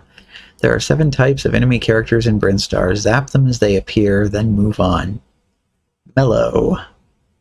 These creatures can pass through walls. They like to chase after you in groups. Zeb. These occasionally fly out of air holes. Remember, it takes 1 blast of the normal beam to destroy the yellow ones, and 2 blasts to destroy the red ones. Zoomer.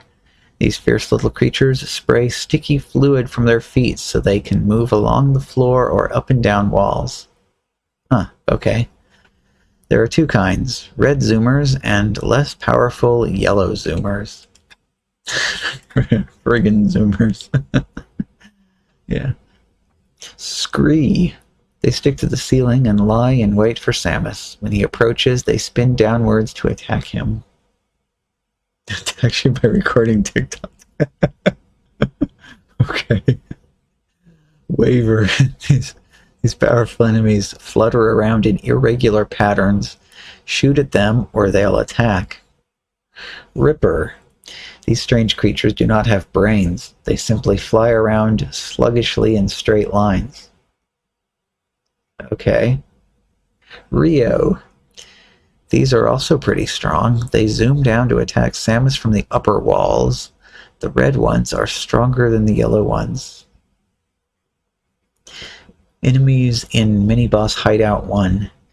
Mini-Boss Hideout 1 is hidden somewhere in Brinstar, and there are 7 kinds of enemies inside it. Memu? They can pass through rocks and walls. Be careful as they fall on Samus in groups. They are the weakest enemy in the hideout, so it's up to you to destroy them. Giga. They come out through air holes and fly sideways. There are 2 types, and the brown ones have twice the strength. Scree.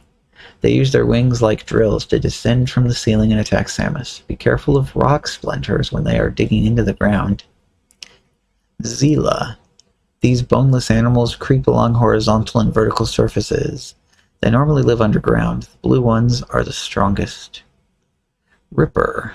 These slow creatures don't attack, but fly aimlessly in straight lines. It is wiser to run away from them than to try fighting them. Okay. Yeah, I know which one it is now from looking at the sprite. I didn't recognize the art at all. Side Hopper. These powerful enemies attack Samus while hopping. Be careful, the Side Hopper's strength is second only to the mini-boss. Destroy him with 1 missile blast. Kraid.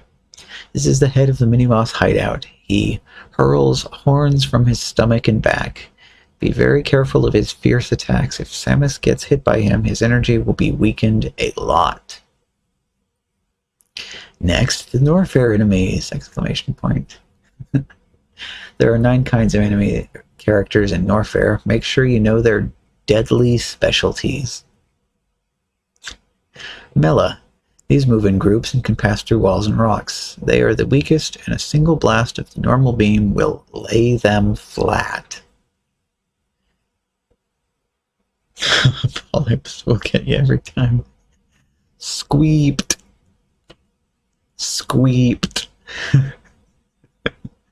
They emerge from the lava and sink back into it. It takes more than 1 blast of the normal beam to destroy them.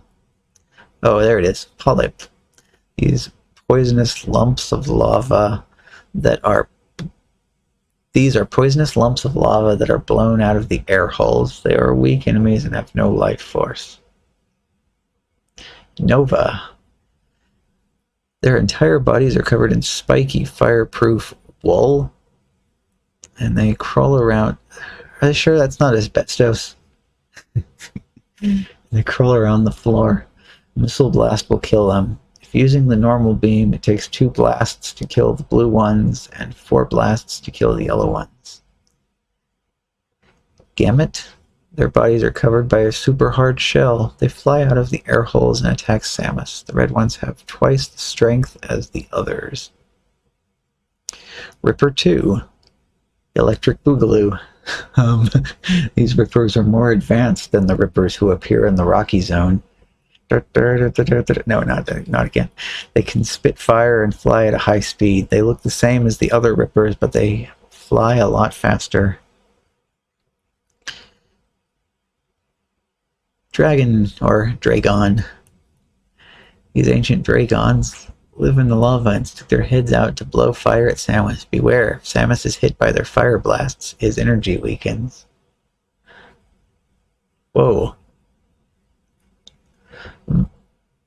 Multi-viola?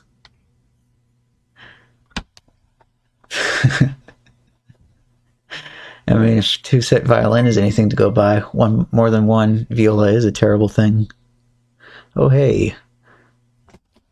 A quarter for the reference. Well, thank you for the quarter and the wishing well. Yeah, multi-viola. These simple structure organisms are reflected off the walls and bounce around. They are pretty powerful, but are difficult to attack with the normal beam, as the walls reflect them, and they are always moving. Use a power item to boost power first. One missile blast will then destroy them.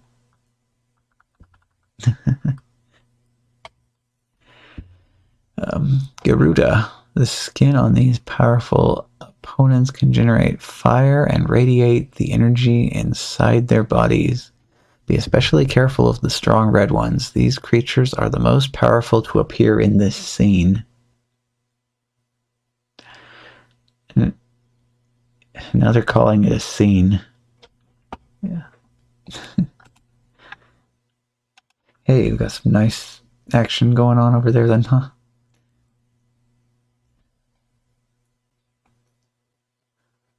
Hmm. 1,026 coins. Current leaderboard top position. Very nice. What's what's this all about? Why is this? Okay. Got notifications popping up here. Enemies in Mini-Boss Hideout 2. Mini-Boss Hideout 2 is hidden somewhere in Brinstar, and there are 6 kinds of enemies inside it. Zebo. These fly out of the air holes. A single blast will lay the blue ones flat, but it takes 2 blasts to destroy the yellow ones. These are the weakest opponents in the hideout. Holtz. These creatures fly down from the ceiling, attack Samus, and then fly back up. Armor-plated like the Garuda, they are also armed with 2 horns. It takes several blasts of the normal beam or a single missile blast to destroy them. Okay, now we have Viola. And, multi-Viola as well. See, these are multi-viola larvae, and they crawl along the ground. It takes 2 blasts of the normal beam to destroy the blue ones, and 4 blasts or 1 missile blast to destroy the yellow ones. Okay, we do actually have something different about this one and this one. These also appear in the fire region. You have to be extra careful of them as they move much faster. These are the products of the life force that Mother Brain breathes into the molten rock. Okay, if you say so. They have the same attacking power as the Holtz and the Desgiga from the same habitat. So it refers to Desgiga before you actually see Desgiga in the... I guess that's just a bit out of order. Desgiga. They jump towards Samus to attack him and are the second strongest creature in the hideout after the mini-boss. It takes several blasts of the normal beam or 1 missile blast to destroy them. Here we go. Ridley. It's the head of mini-boss hideout 2. It jumps up into the air and breathes fire. It's the original life form of the planet Zebes and is controlled by Mother Brain. Destroy it and you win 75 missile blasts. 3 exclamation points.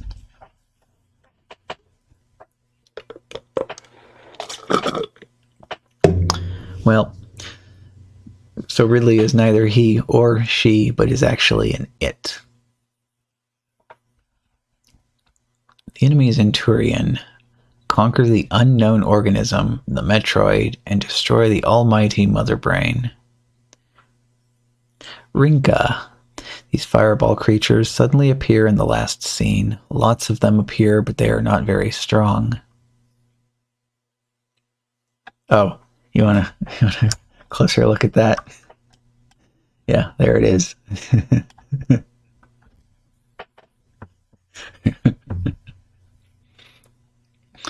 Yeah, very, very questionable because, you know, you've got this mysterious orifice down here, but up here it's ribbed for her pleasure. I don't know. Hey, Karu. What's going on tonight? Okay, so Rinka. Now, see, this art looks absolutely nothing at all like this. So, like, this is apparently what you're supposed to think they look like. But this over here is the in-game sprite. So this is kind of very clearly a Spaghetti-O. It's even got a little trace of the sauce on it. There we go. One more click. Click, there we go. And then back in again. Come on, center it properly. Whatever, it's fine. Metroid. This protoplasm in suspended animation was discovered on the planet SR388. It clings onto Samus's body and sucks his energy. It can't be destroyed directly with the normal beam. Freeze it with the ice beam and then fire 5 missile blasts at it. Established Spaghetti-O. Z-Betite. This energy source is vital for keeping Mother Brain alive. It is no more than a life-supporting system and therefore won't attack, but it must be destroyed and only missiles will do the job. One missile blast is not enough. Other weapons are harmless against it. You have to keep throwing missiles at it or it will simply come to life again. Roger Rinka, Esquire. Zoom in a couple clicks here onto this art here.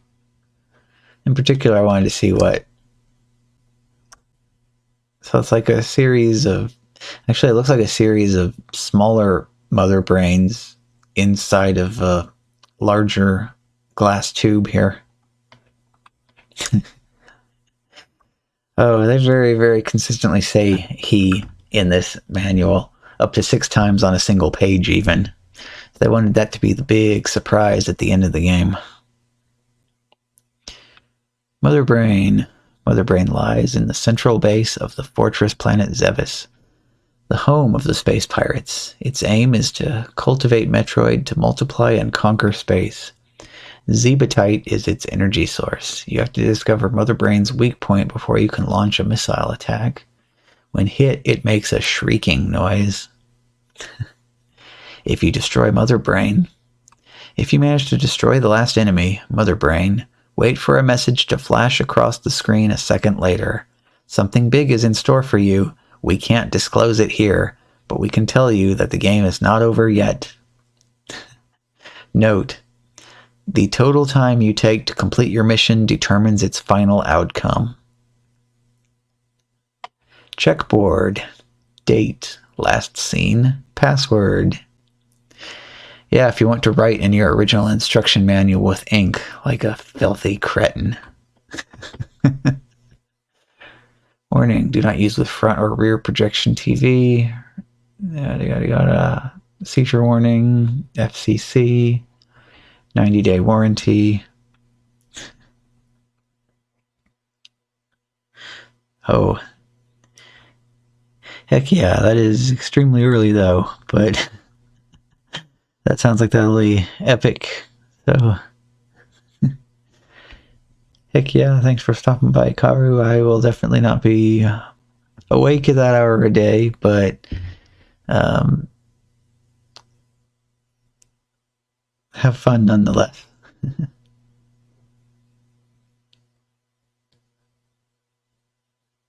Ah, okay. 90 coins times 2 small bonus. Oh, so if I actually go over here, I can see, right? Or it's not included on there. Oh wait, no, I see.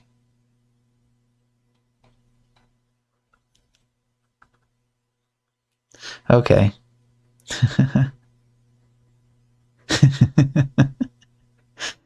Yeah, take it easy, Karu. Good night.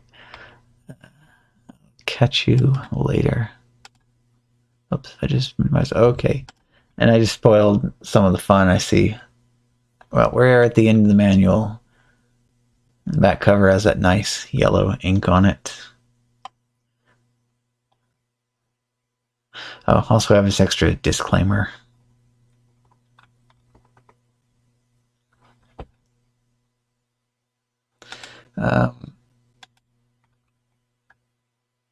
Strangely enough, though, when I look back over at it, it said auto refresh was back off, although I turned it on.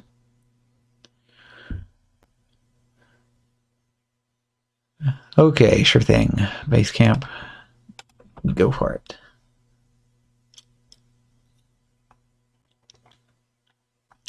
Very good question. Let's go back up to the top here, in case there's anybody who has arrived in the middle of all this. Back up, back up, back up to... Okay, and that was right around here. Okay, so yeah. The space hunter chosen for this mission is Samus Aran. He is the greatest of all the space hunters and has successfully completed numerous missions that everybody thought were absolutely impossible. He is a cyborg. His entire body has been surgically strengthened with robotics, giving him superpowers. Even the space pirates fear his spacesuit, which can absorb any enemy's power, but his true form is shrouded in mystery. Okay. Yeah, well, in later, what actually was that? I don't know if they ever said that in the games. I think that they, in the comic, at least, the Nintendo Power comic, I think they said something about Samus actually having Chozo DNA. Yeah, who knows how much of this could be. One adds some extra mystery. Oh yeah, and there's the Space Council. Mr. Robot Cyclops Crab Claw here. Actually, that kind of reminds me of the character, whichever robot it was from Futurama that had the claw. Oh yeah. It's back to there. Here we go. Yeah, right here. Doot, doot, doot, doot. Turn around, man. Let us see your face. Actually, this helmet, I don't know, got these weird little things on the side. Oh yeah, and then it looks like this has actually wearing this. So this is actually, yeah, this is um so this is Space Police. So I guess that's the standard Space Police uniform, because take a look at that hat that's flying off of his head here. It's weird though. It looks like he's wearing like a Mega Man style helmet, and then he's wearing the Space Police hat over the top of that.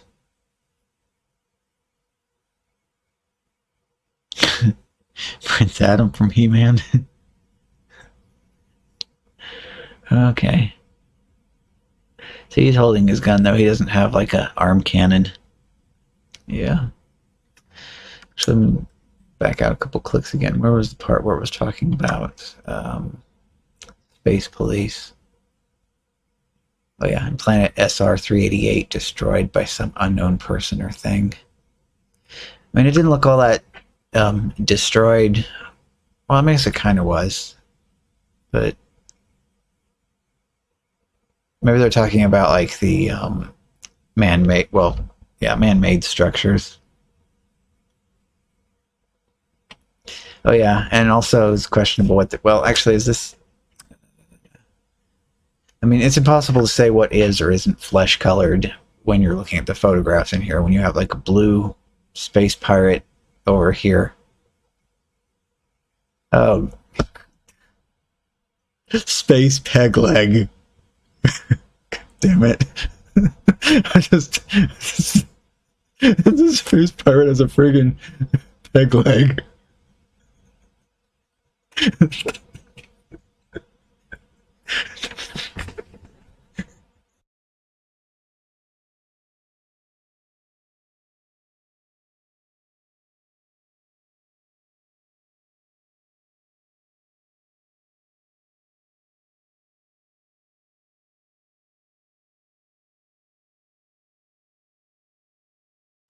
Yeah, and when all the space pirates, exactly. I was thinking of like Loser Dante's "Yarr," like every single time Ferris ends sentences. Actually, maybe that's the punctuation. That's what the period at the end of the sentence means.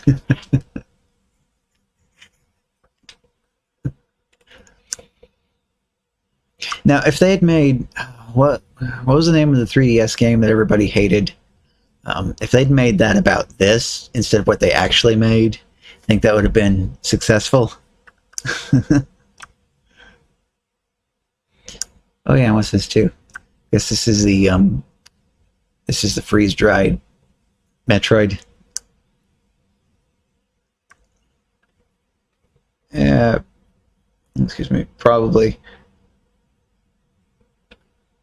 I just know there's the one game that came out and everybody thought it was terrible.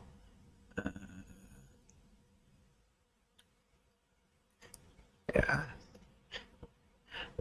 Also, this is an interesting font, honestly. This is kind of...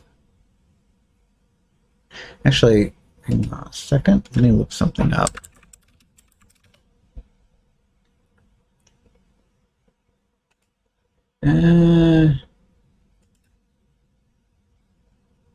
Not really. I mean, kind of. Too many filler streamers in the Metroid blog. Metroid Pinball, what?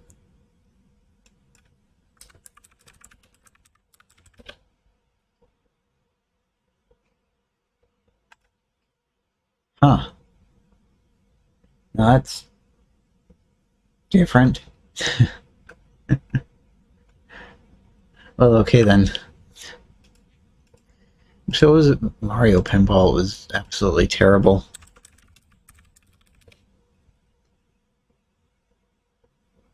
Yeah, super... Wait, no.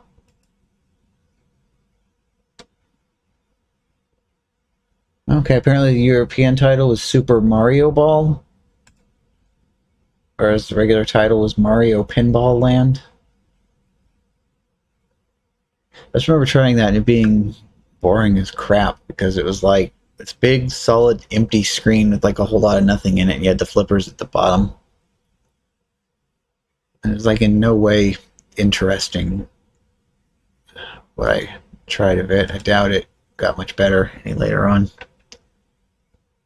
Anyway, it's fun time. So we got a interesting color palette.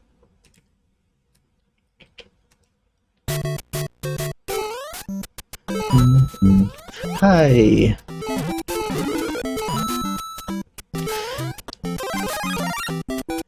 There's some very stationary mushrooms, lots and lots of... Hi. Oh. Oh, we got interesting pipes here. Bouncy mushrooms.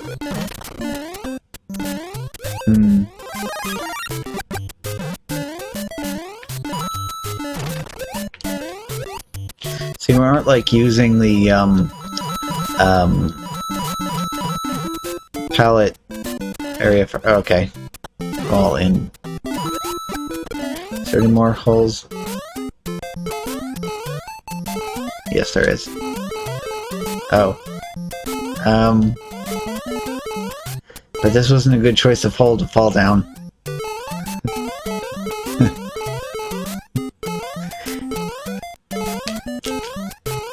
Oh, wait. I almost... I know you can get back out of this, I just...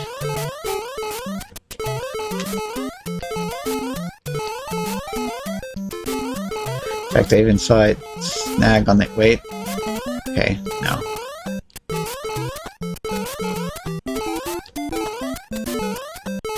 Come on.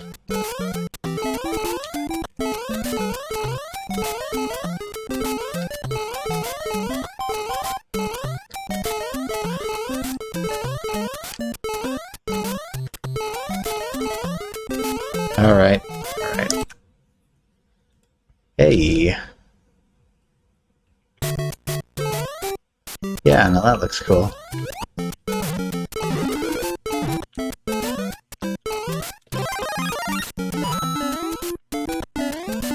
It's got a very polite and friendly game. Whoop.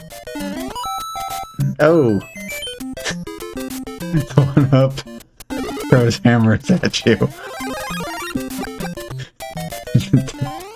Okay, we can fall on that one safely, no problem.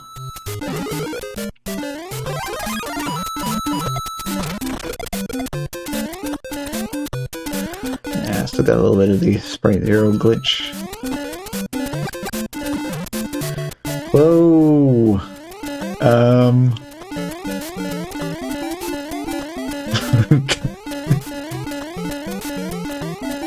Fly away to victory.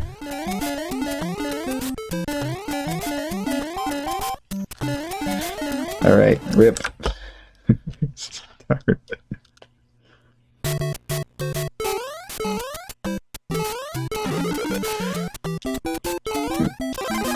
Should probably do it from anywhere, wouldn't it? Yep. Yep, I'll do it from anywhere. Just go off the top of the screen. Yeah. Alright, so just don't do that then.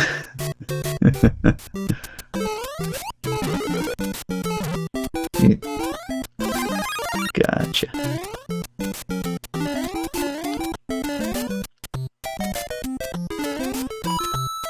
I like that though, just like, no, no. Actually, no, it doesn't matter, I don't need any of that, it's just... Take this in real carefully.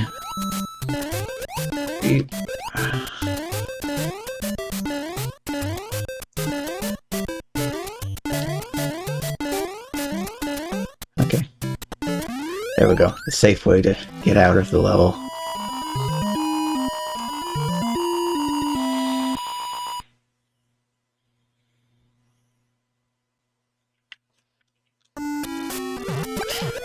Aha. Yep, this is not typical.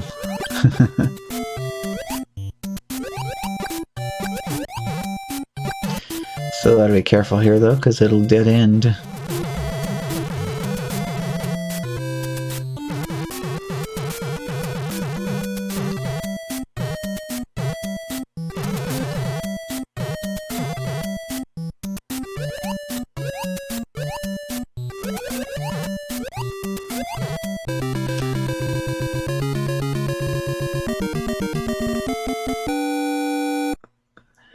Alright, so we, of course, jump straight to 2-1.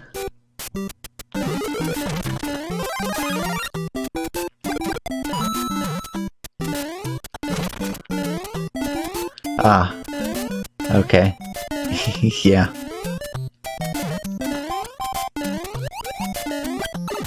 Oops. Yeah, nothing from that, because that didn't count as a warp zone.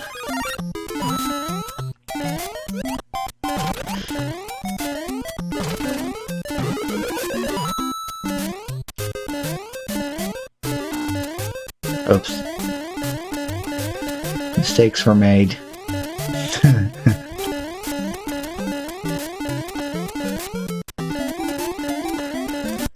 Reset.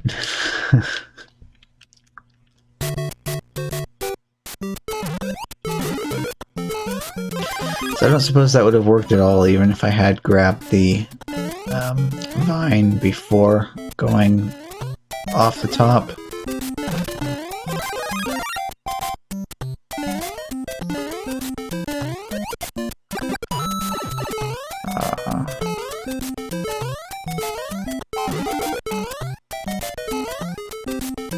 Hey. And yep, playing Continued Interest is definitely having an impact on my ability to control this game.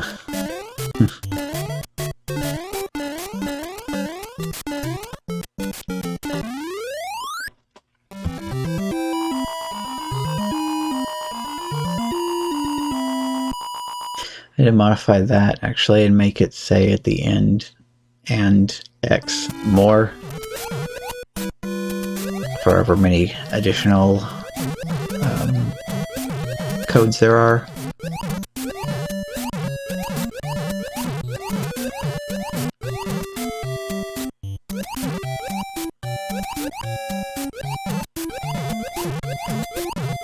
Oh wait, mistakes were made. Rip.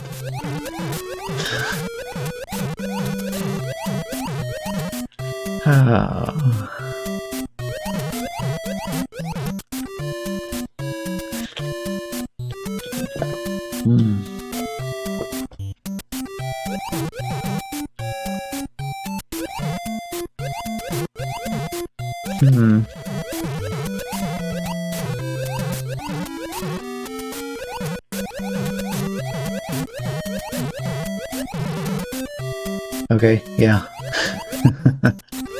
You are very correct about that. That was quite easy to do.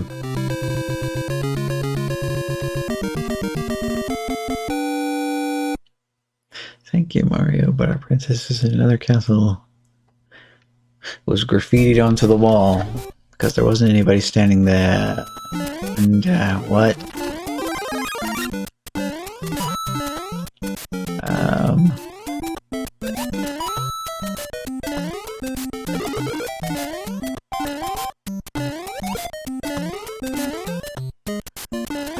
Yeah, axes aren't supposed to work that way.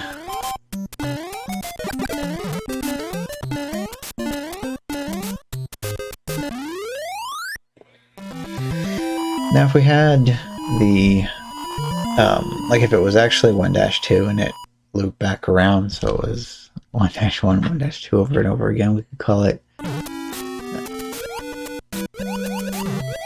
SMB35 Retail Simulator.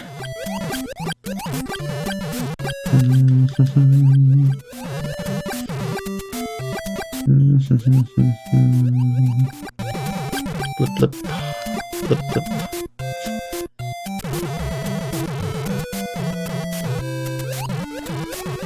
Okay, yeah, there we go. Now that is the way you do it.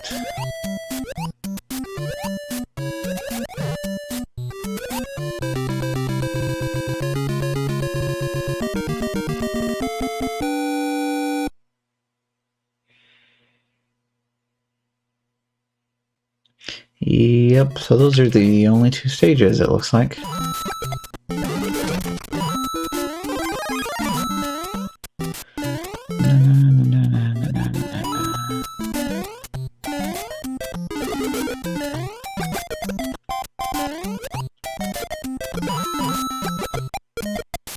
Whoa, Mega Sprite Zero glitch.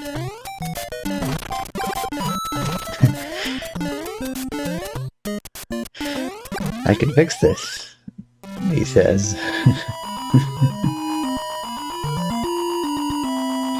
Question is whether or not the fix is an improvement or even worse than what's there now.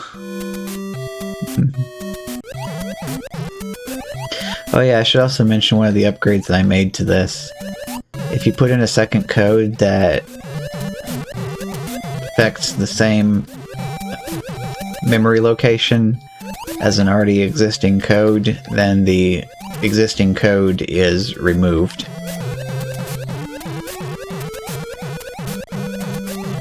Which it would have been overwritten anyway, but it just officially removes it from the list so there's no confusion.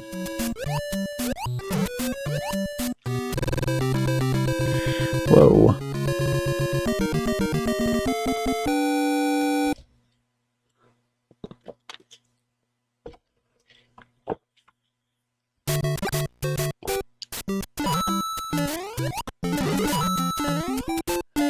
And I see that we are still back in 1-1 again. Then again, this is possibly where you made the fix and not in the end of the castle.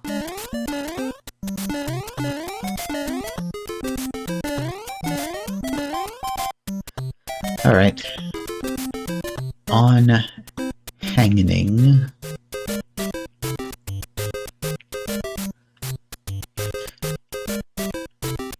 And go ahead and get that Fire Mario twerk action going on in the meantime. Also this mysterious duck jump, which still doesn't make any sense to this day. I mean, this at least, his feet are in a different position when you jump, so it makes sense that you could have actually jumped, you know, like did a push upwards with that foot, whereas this, you just move up and down with presumably no muscles actually moving. Now this would be a better use of the code that causes it to do the fart sounds whenever you jump. Instead of like going fart, fart, fart like that, it needs to go fart, fart, fart when you duck jump. He's lifting himself up. Yeah. Well, I mean, he does look like his, closer to center. His hands are touching his shoes when he's crouching, so it makes sense that he actually is lifting himself up like that. I mean, anybody who can do this, clearly not obeying the laws of physics anyway, so might as well go ahead and lift yourself up off of the ground. Well, I think we're just going to go ahead and play through 4-1 again. Or 4-4, I mean.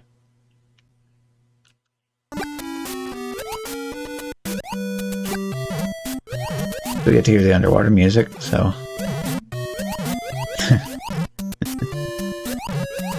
Your vertical isn't double your height.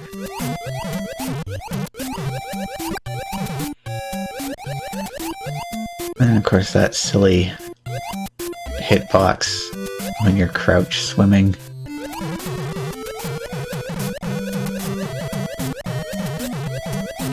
Haven't really looked through the swim code a whole lot.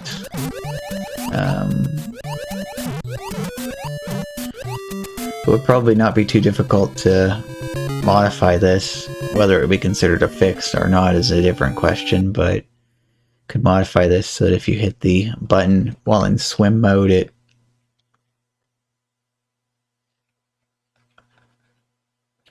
What did you do? Game is not happy.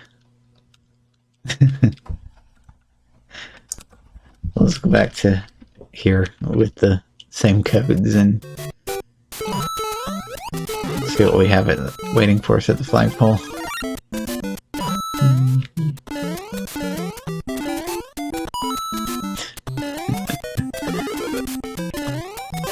Yeah, I'll take that.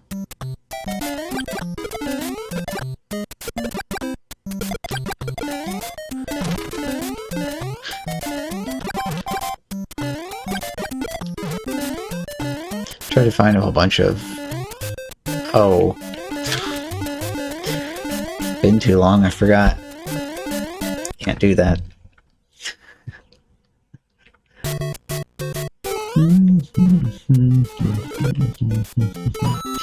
Alright. You get very used to the game working the way that it's supposed to work. I guess that's what makes this fun when you're going and your expectations are entirely incorrect due to this current state of the world. Oh!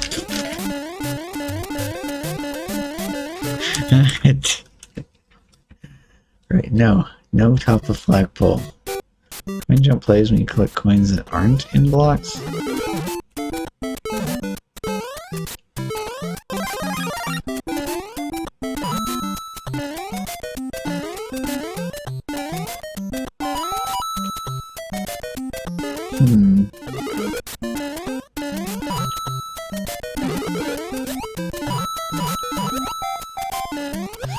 Whee! Slow down. I was trying to find all the different places where you could easily cause the slowdown to occur.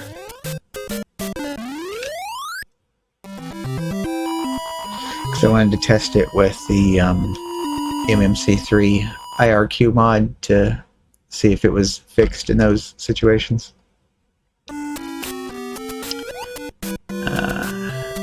We're still back here again.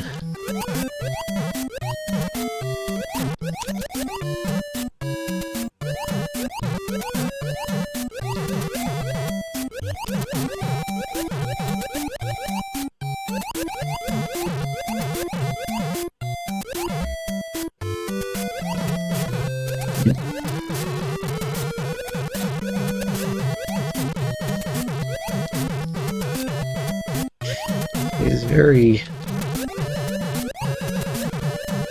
very enthusiastic about touching the floor again and breaking the crouch jump.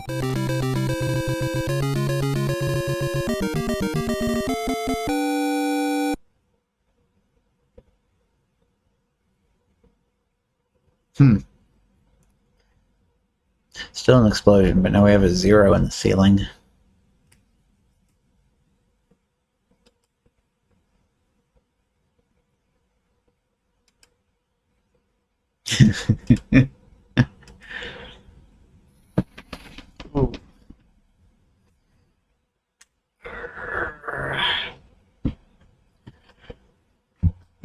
Big stretch there. Reset. So speaking of which, we don't have the weird modified Metroid music, so we can have the true version of the SMB1 theme song.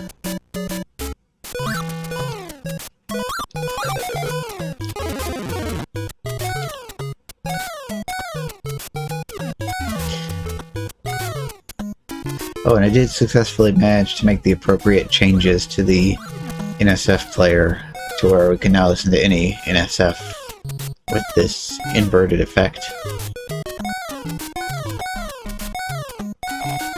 Oh.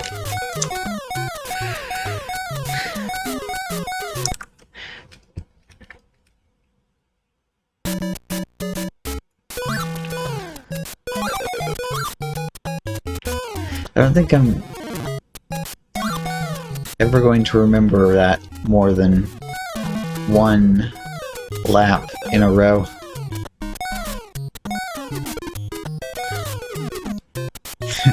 Jump in more holes. But not this one. Alright, careful.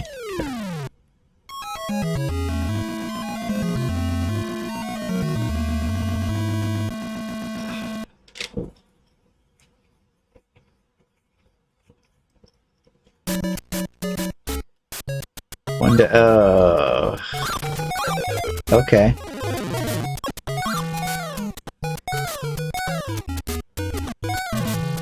Yep, this is...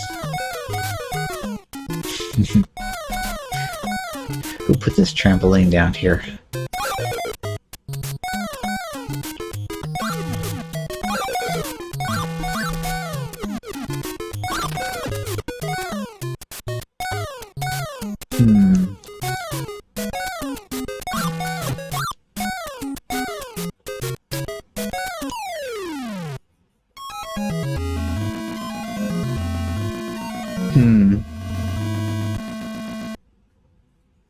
I don't know where you are patching to do things. It's now 1-3 is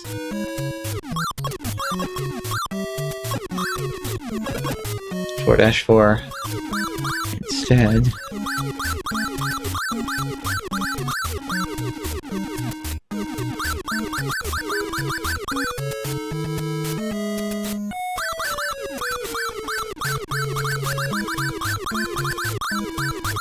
Ah, that bounce sound.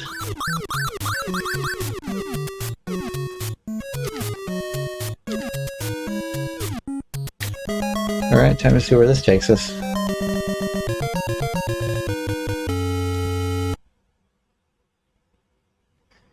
typical mysterious floating letters with no speaker. Okay, back to actual 2-1.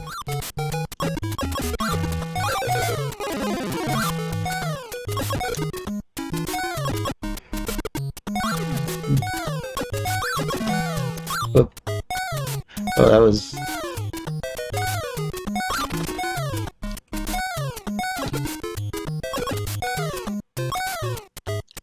I need another pipe that you can go down again. That was bizarre. Oh no. Sadness. Something does come to mind though. As far as what I specifically wanted to test just then.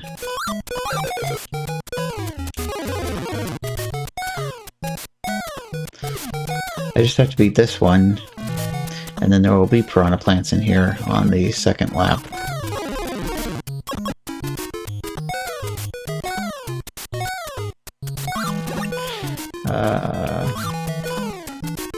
I do kind of need to hang on to my firepower though.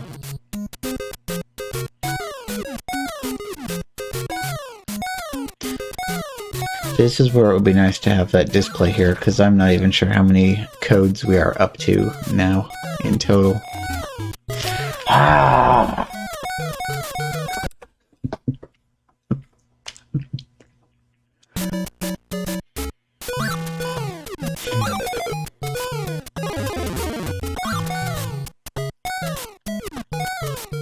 So we had the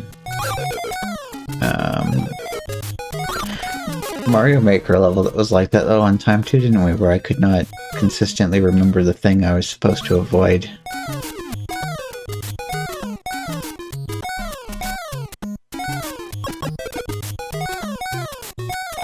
No!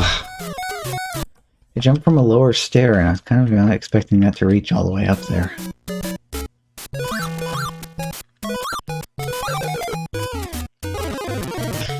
True final boss. Not going over the top of the screen.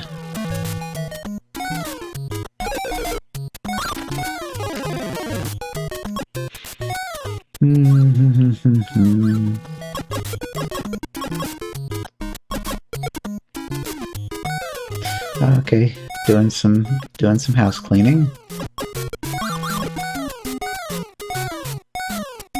Right.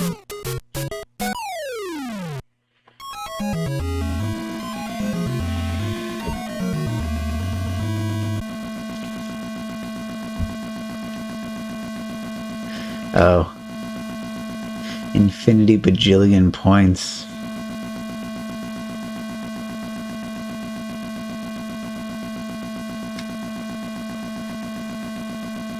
Okay, not bad. Could fast forward this.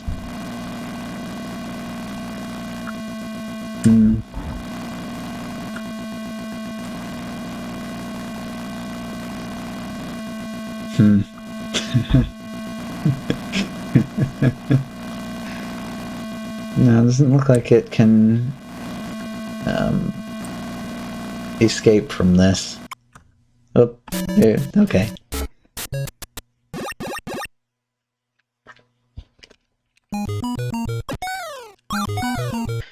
Hey, actual 1-2.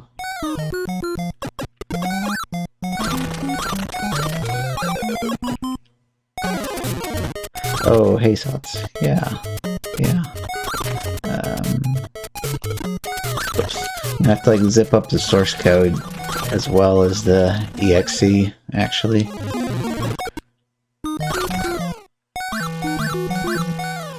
Alright, you wanted me to...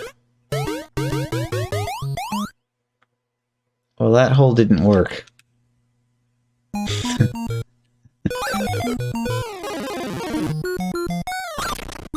Yeah.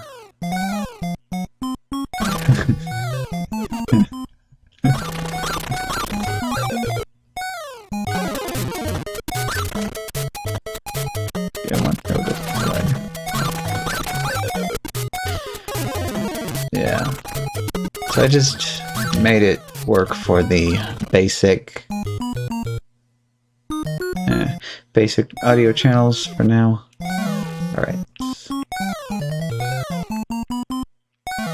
Okay. So now we can see the weird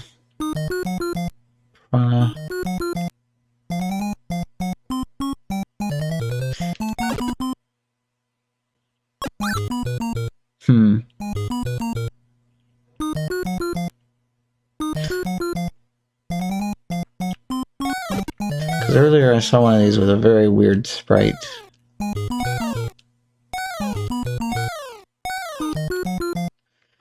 Yeah, I only did the base audio channels, so that was not a good move.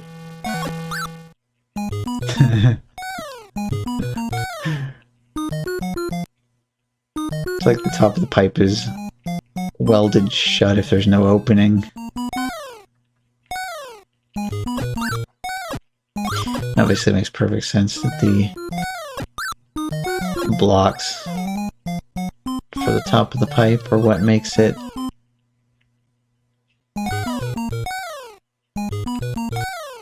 go downable.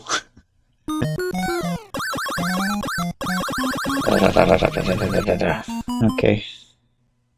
Restart. Doing.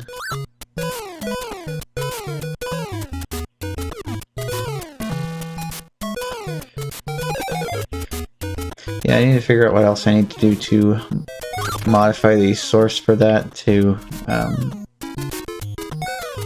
don't know, I'll have to go back to the title screen and look at it in a minute.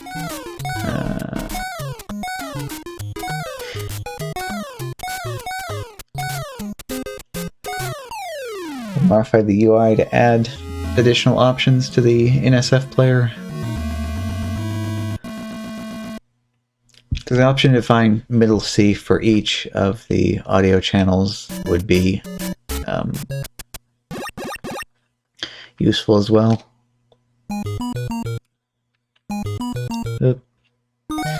Oh, hey Doge, that is not going... Is that going to be there? No, that's going to be the Metroid codes. Hang on a second. So oops, that was what we were doing earlier, was the Metroid stuff. Mario Bros. Game. Hacking. This is it. Yeah, so the way this is set up, I don't know if you were around for the most recent time. Let's see, command, date, codes. There we go. So there's the new link. Yeah, so now instead of having slots, you just tell it the commands are !GG plus and !GG minus. So you can add any code and then remove it again. So you can actually modify. Are these solid? Oh, you do still need the space after the plus.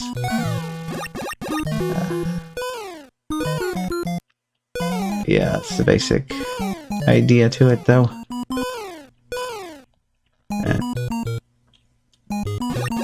I learned that time. Actually, partially due to me. There we go. And this is going to be a little bit long-winded by now, but we also have this, because we can have more codes than what there's room for up there, so that will show all of them. But yeah, we got some palette. Okay, yeah, so the coins are solid. Yeah, so we got that. We have the eye.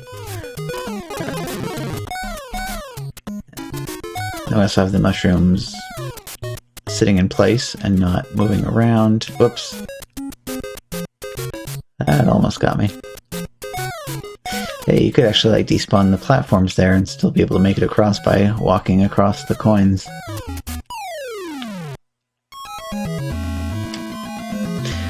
We had some codes in earlier that made it to where if I went off the top of the screen, I got stuck and couldn't come back down again. I would have to reset.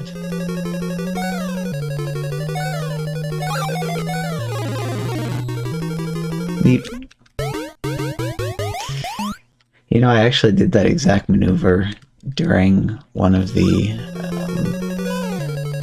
SMB35 tournaments that we had.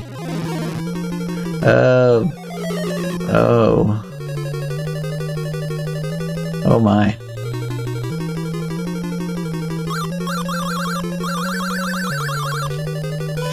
There. What? Oh. Don't look left.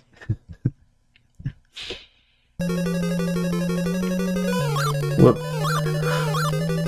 Oh, these physics.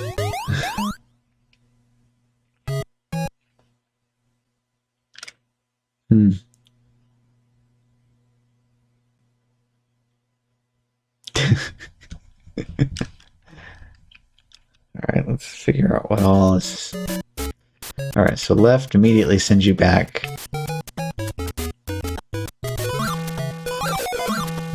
Oh.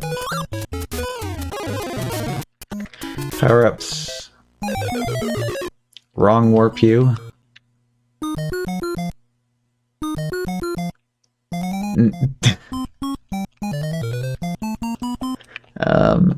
And now I'm stuck to that brick.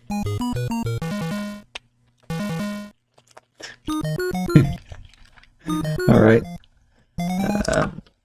Try this again then. So no power-ups. And if you try to run, you actually slow down.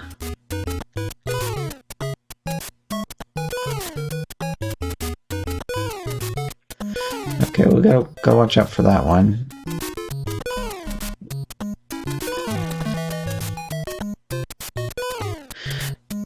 No enemies though, that's a plus.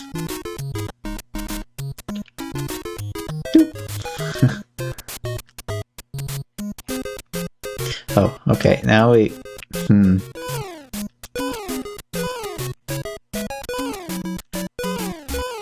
Alright,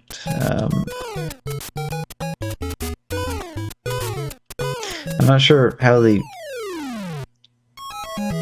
exactly the physics are behaving on this. It's bizarre now. I can sometimes get a little beat up, but a lot of the time it's just like, nope. Oop. Extra fast screen traversal with a right out the other side of the pipe.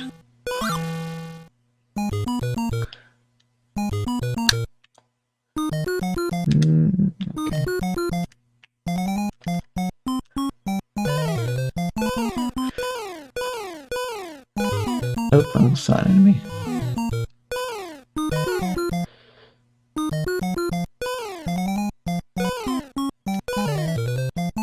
Alright, so this is... Oh, do that way. We need to just one button mode. Oh. Except for the plants that will kill you.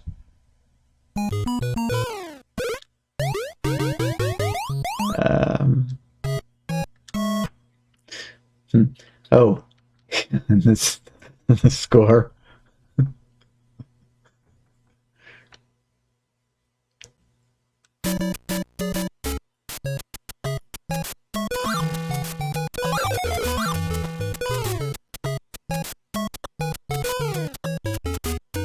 So the score just spills all the way up into the coins.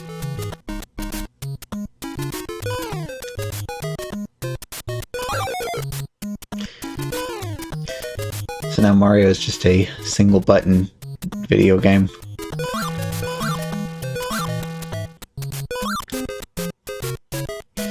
Right, you said this was like the mobile game.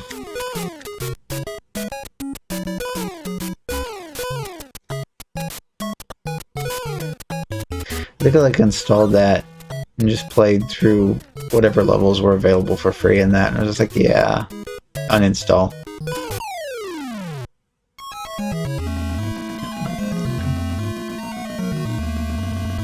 Let's figure out best way to actually hold this.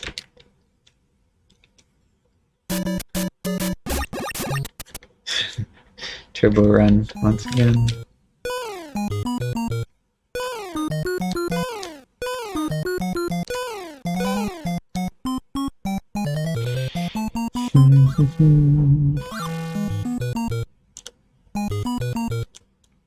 Oh, B button is the stop button.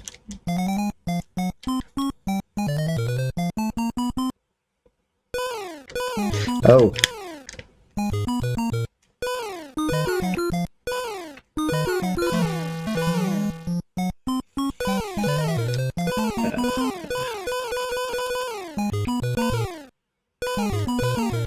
Okay.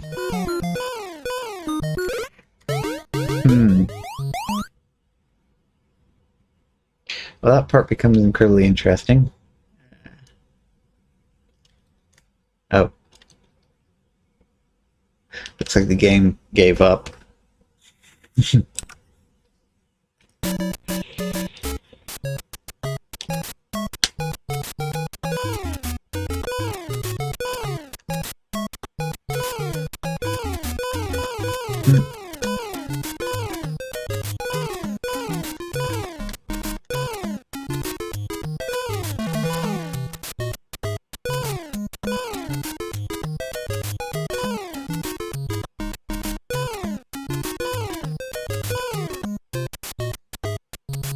I have absolutely no idea how it decides how tall the jump should be.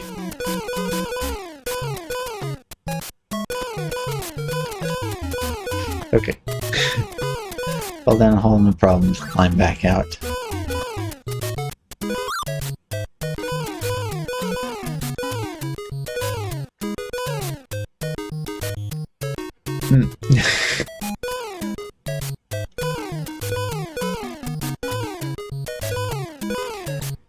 Yep. Time for no time again, huh?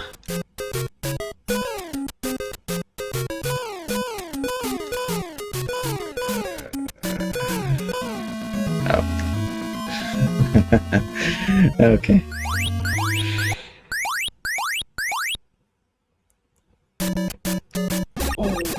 Turbo pipe!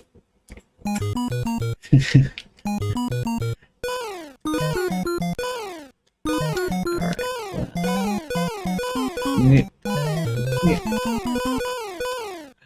Oh no. No. Okay. No.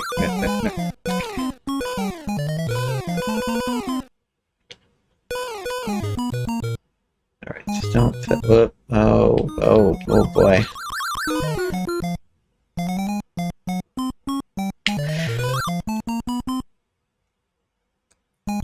Yep, so the auto scroll is now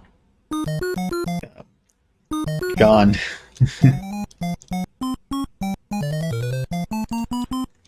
And walk faster than the screen scrolls.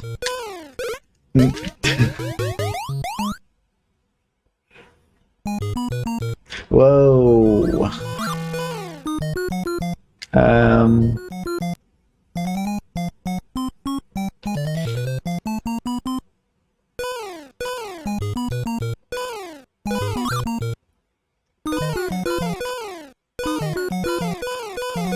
Yeah, this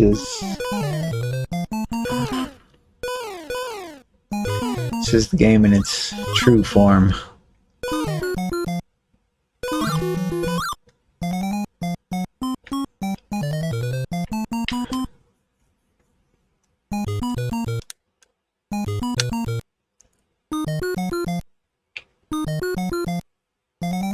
Yeah, see, so when you get...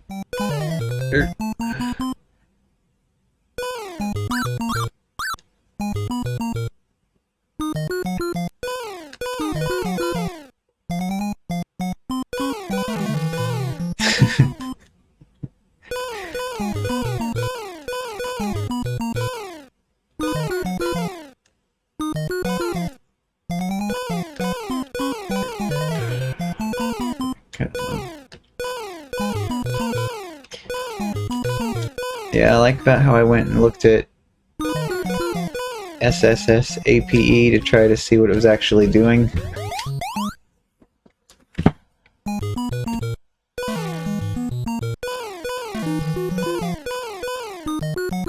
And it became a lot more clear once I actually saw it there.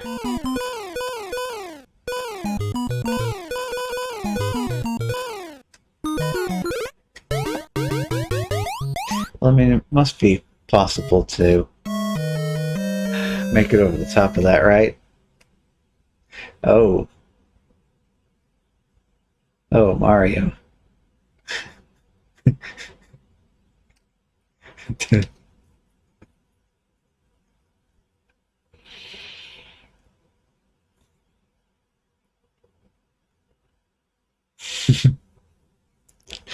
Oh, the scroll split isn't even happening in the right place anymore. Oh, okay. Start, and then we're back to normal again.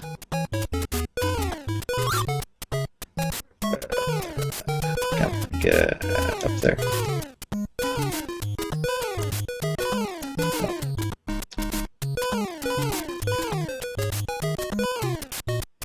Ooh. Okay.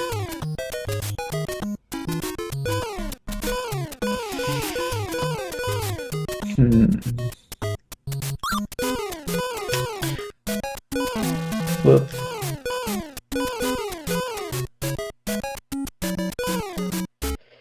Whoa. It's like even better than a normal block. It's like a mega shiny now. Come on, hit it.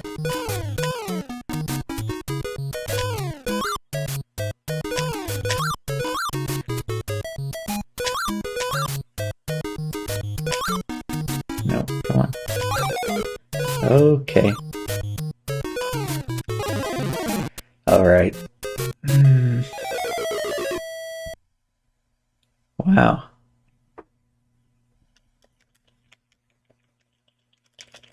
Oh, but it just gets me stuck to the wall again.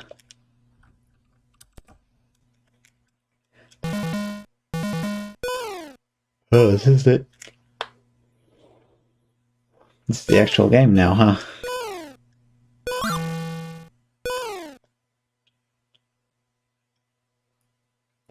Oh, you wanted music? Well, too bad. You get nothing.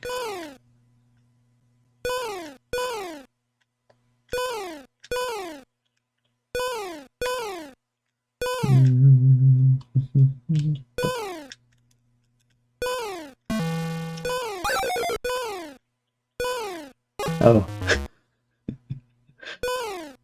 Difficult to tell what even happened there. You're... Okay. Oh no. I got it again. So, yeah. Zalgo Mario. Alright, let's get back to that real quick. So, one-up mushrooms throw hammers. But you can still collect them.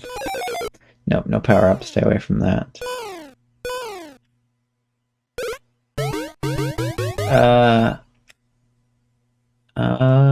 So the enemies are still there even though I can't see them.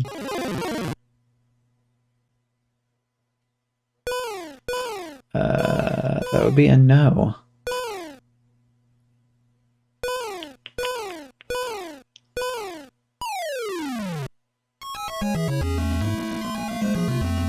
But at least that music works still. Hasn't been horribly broken yet.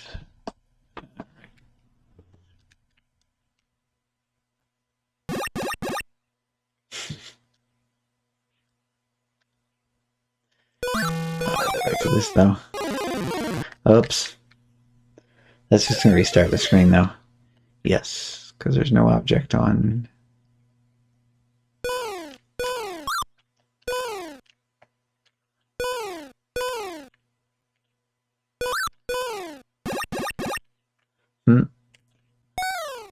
Okay, so I got damaged by invisible enemy and became super.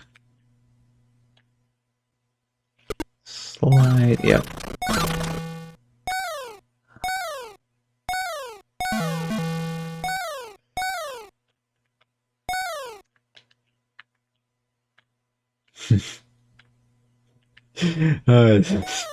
Cursed camera scroll position. Oh.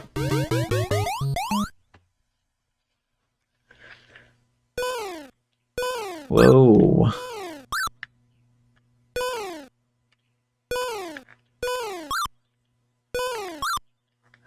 Got the big boy jump here. Ooh. Oh, no. Rip.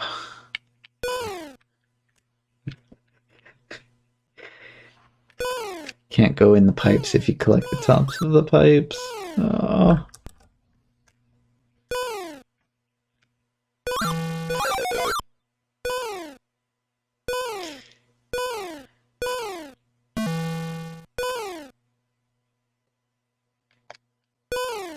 At least it's safe to go off the top of the screen.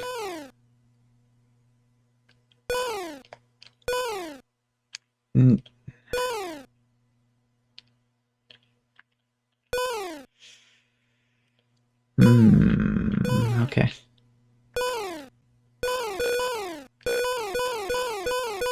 Ah.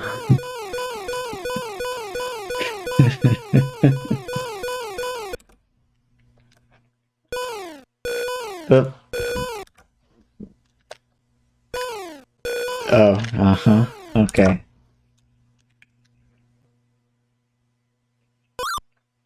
That works.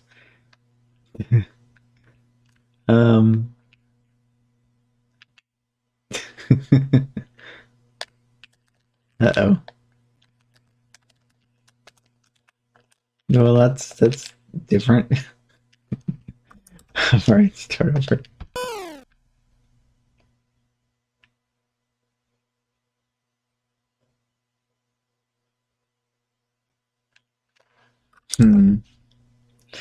This is like the opposite of the Life Alert commercial, huh? It's like I've risen and I can't fall down. Oh, hey, there he is. Oh boy. That's going to be a spicy one, isn't it?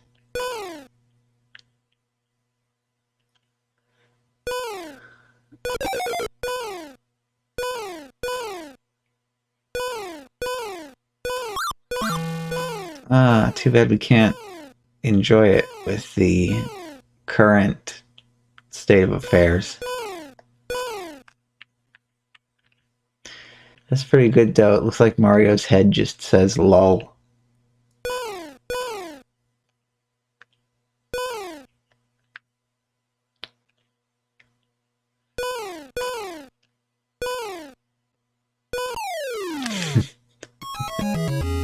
Uh-oh. Soft lock. Yep.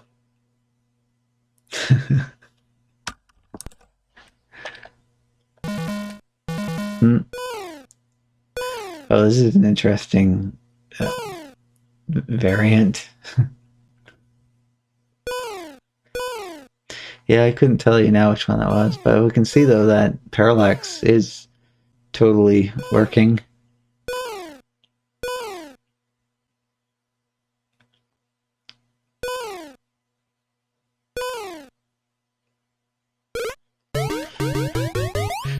Ran into an invisible enemy again. Oh, okay.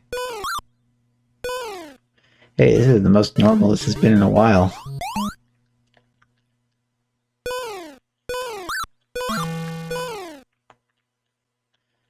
And then the hot bar promptly falls off.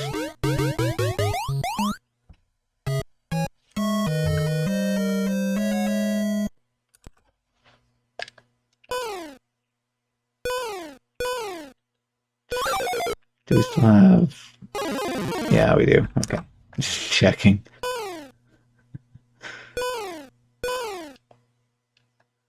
Alright, trying to remember where there are actually Goombas in here.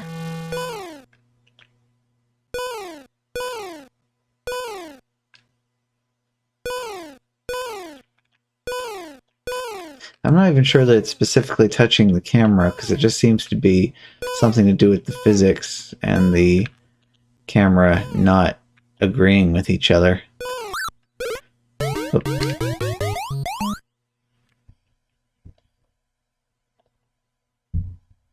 Hmm.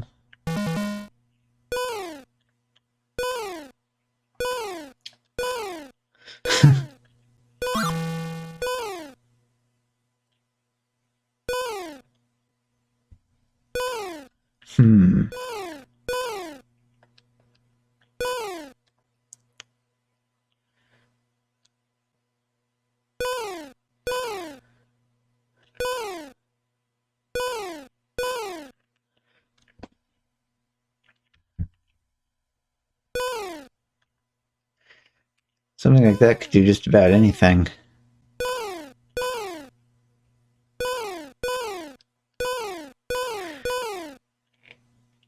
Oh, at the current state of the game, it's difficult to tell anything about what's going on.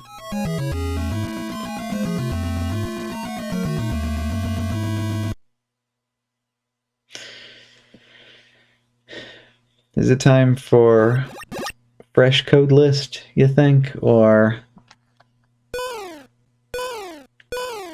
this is pretty badly mangled by this point. Oh, oops, get a space after the plus.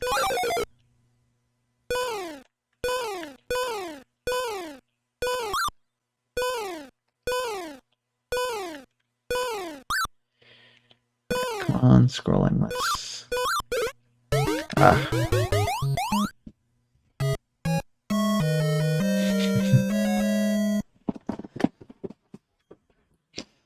It's great though how good all of this has been at simulating dirty cartridge. Other than the palettes being messed up. Alright, let's see how much changes immediately at the moment of pressing the button.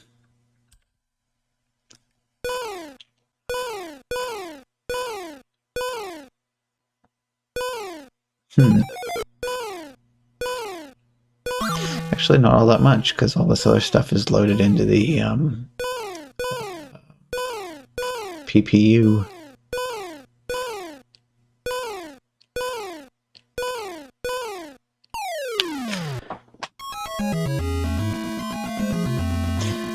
And I'll probably modify that for future use, so that as long as there's a GG and a plus in there, it'll recognize what you wanted it to do. This is technically, I could also make it so that if you don't put the space after the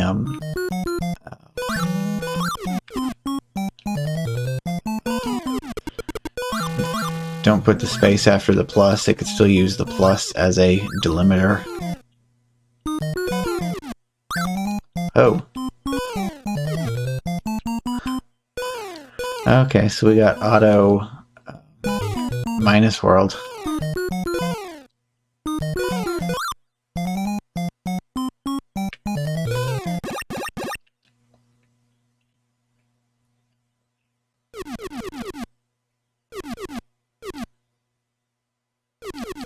It's really quiet all of a sudden.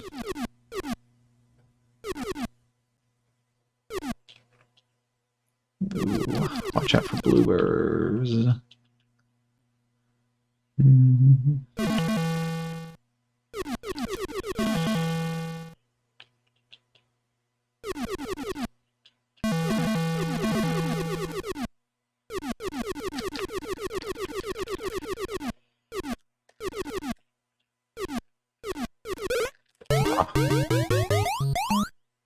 Not quite the correct trajectory to make it to the top of that one.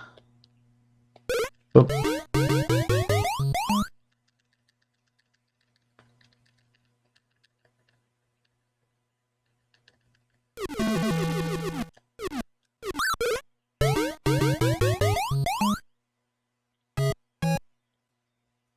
Actually, that's kind of a good question. I need to...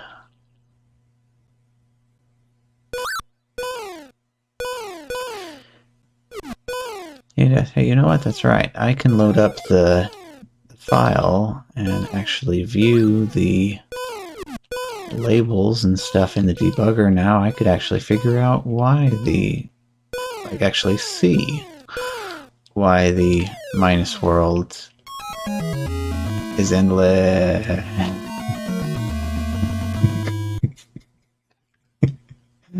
Uh-huh. Okay.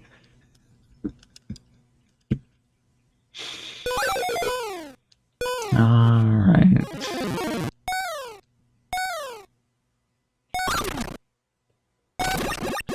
Wait.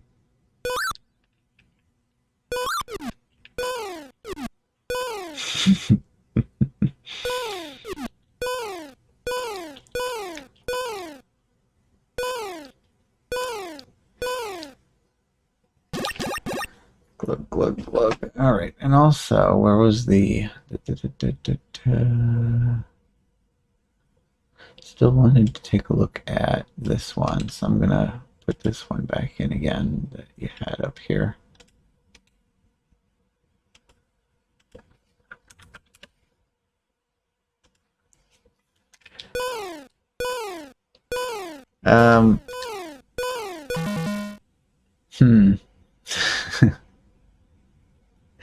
What's going on with your head, Mario?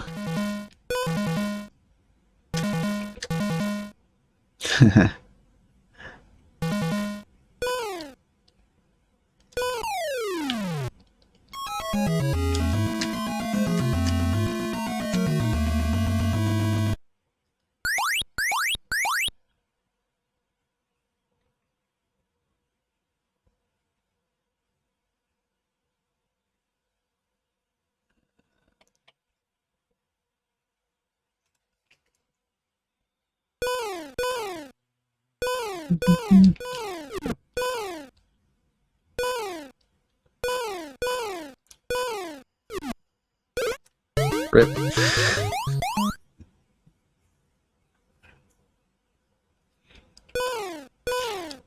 That's actually like one of the bigger things that messed with me going back and forth is not having the correct bounce off of stuff.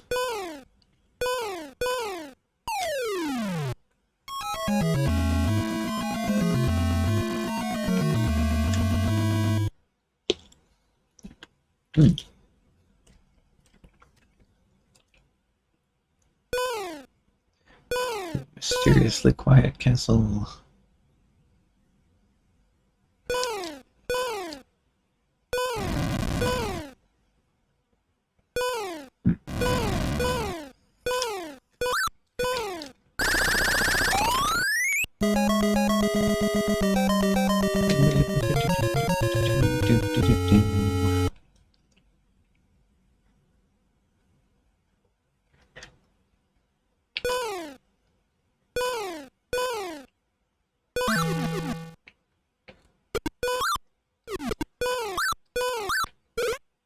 Other than Mario's head being messed up, I didn't see anything else really noticeable.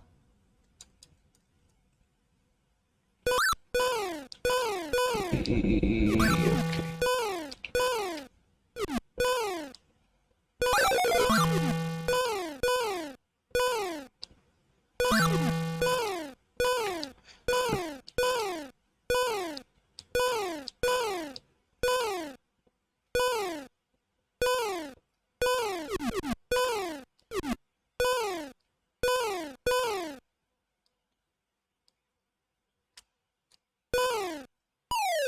Yeah, that mostly just feels pretty normal-ish.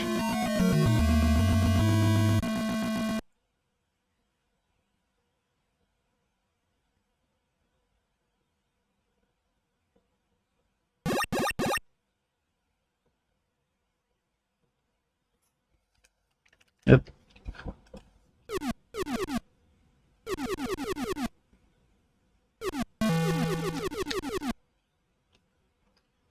That's back. There we go.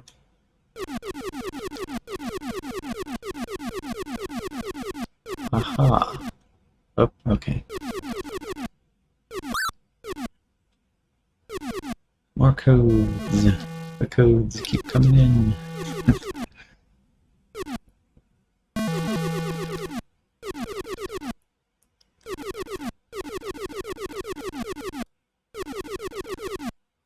Whoa.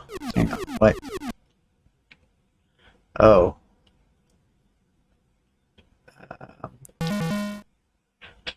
Huh. Hey. So that works in that direction. Almost works in this direction. Still missing 2. Actually, there's a bunch of frames that are not included in that as well.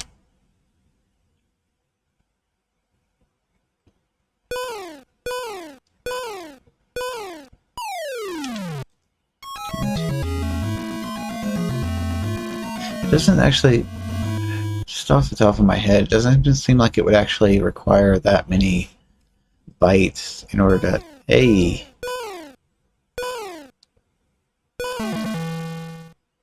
Nice.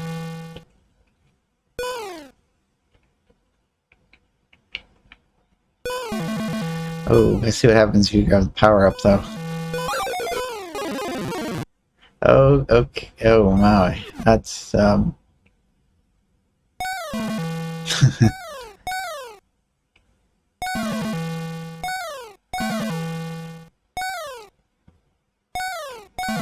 interesting, a little section of brick that comes along with you for the ride.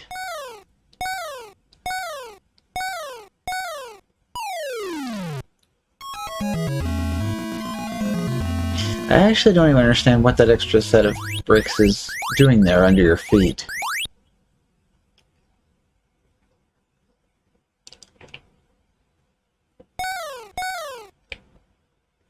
Oh, well, that...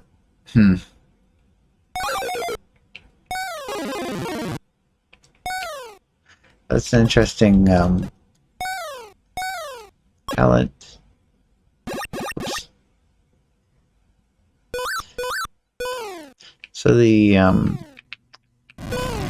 Buzzy Beetle for Small Mario, I think, is a better effect.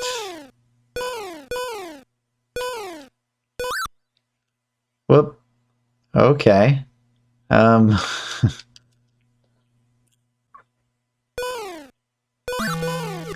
Oh, the axe is now broken.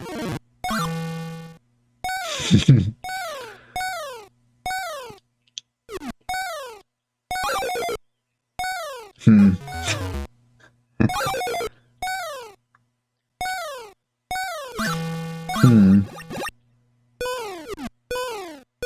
I suppose killing Bowser with fireballs first before grabbing the axe would also not work either.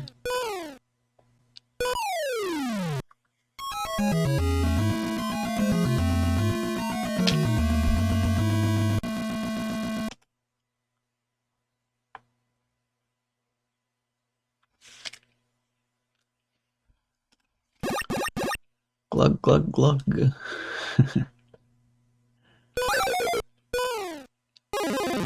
Got it. Let's see, about how many more codes would it actually take to fix the palette on this as well?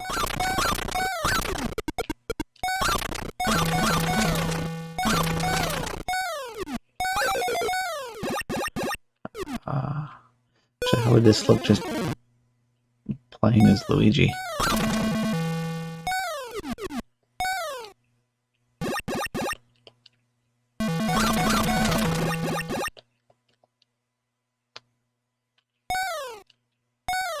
Whoop. Hey. Goombas don't know how gravity works.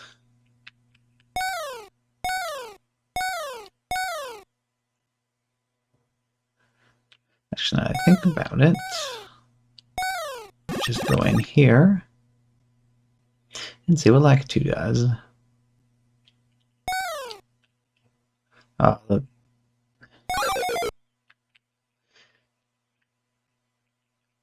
Um,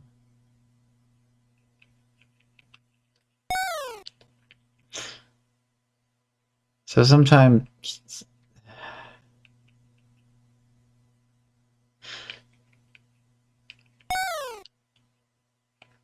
the spinies can successfully make it all the way down to the ground. But yeah, they don't. I don't know. It's odd. No, wait a minute. Isn't this supposed to be firepower up?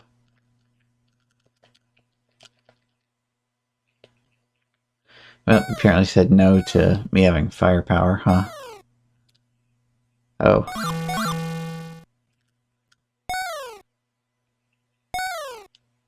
I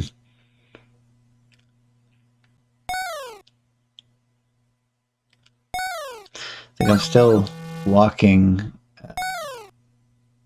faster than a Koopa normally moves.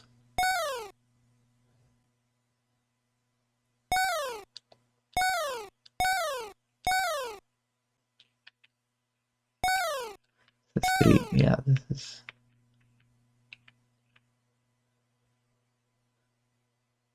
Oh, I see.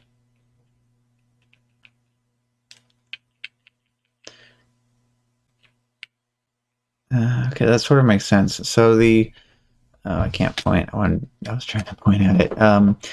So the two sections of bricks that make up the bottom part of my sprite here, you see the little white gap in like the top bit there, how it's like 2 pixels wide instead of 1 pixel wide. So it's because the so it's like flipping the time. The toad, yeah, no, I wouldn't know which one that is right off the top of my head. Oh, actually, there's a thought. That's probably loaded in here somewhere. If this will work, okay.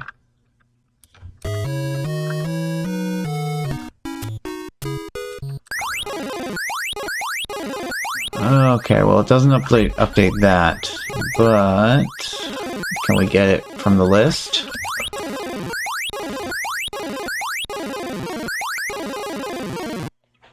Okay, well, it's going to be one of those.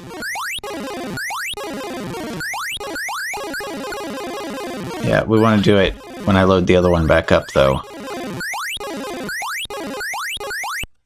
Okay.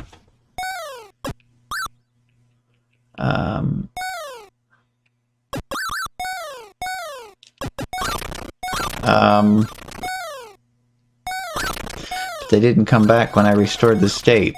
What is this?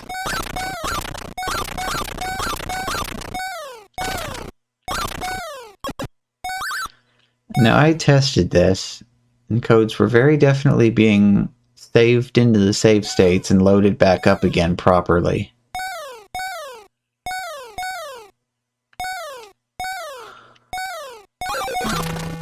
Whoop.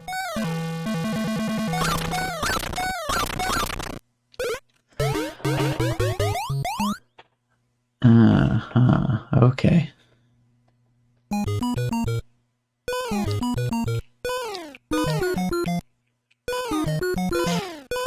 So I need to actually try it with a crap ton of codes, huh? Oh, right. It's confusing when everything looks like Toad and you start jumping on piranhas.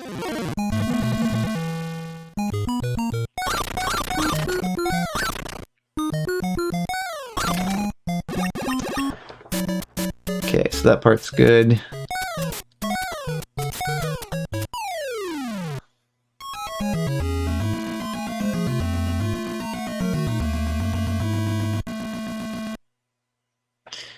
And the castle is gone.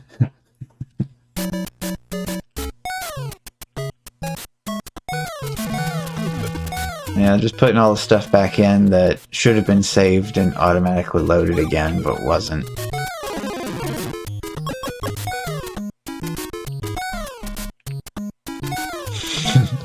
Hard search, yeah. Alright.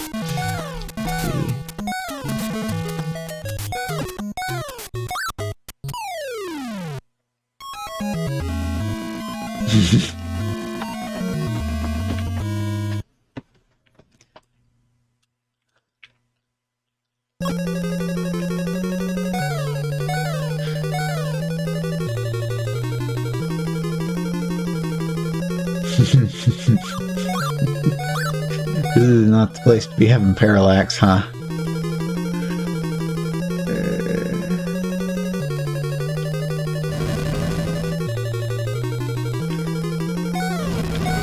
Oops. Whoa, okay. Up. Oh. That still doesn't work, though. Oh.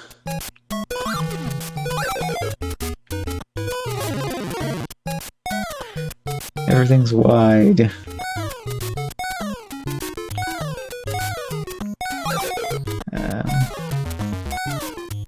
Yeah, so your hitbox is...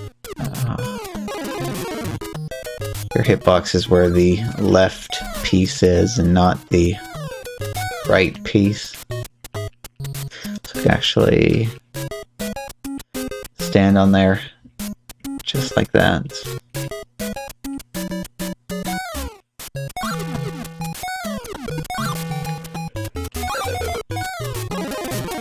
Ooh.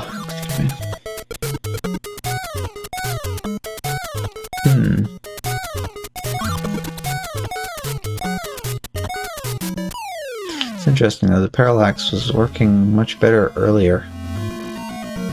Now it's very unhappy with the timing.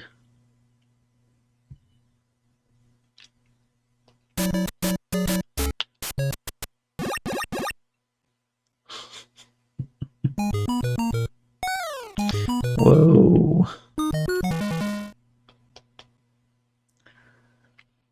Look at that right in the middle. That is oh man, I can't easily blow that up.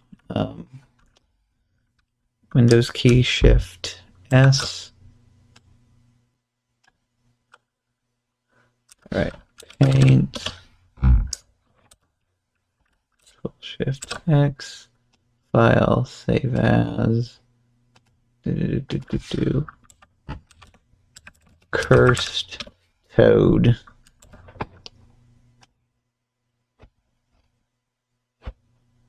Plop.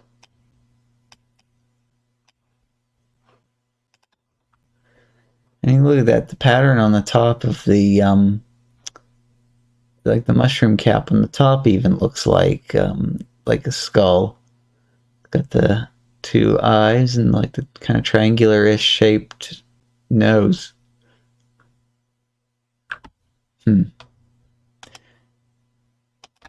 Alright, minus. There we go. It's like poison mushroom toad.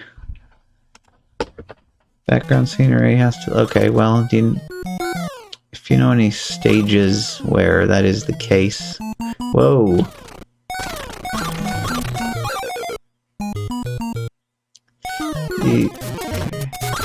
Oh. Slide. No. Slide. Okay.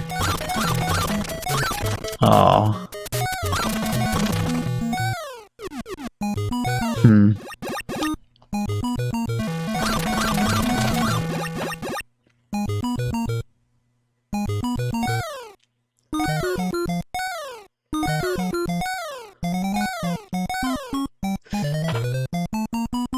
That's interesting to watch, though, when that comes through like that.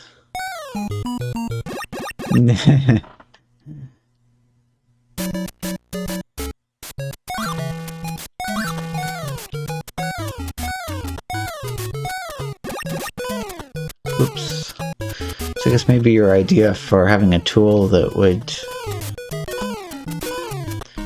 automatically generate the code list for you wouldn't be such a bad idea. Okay.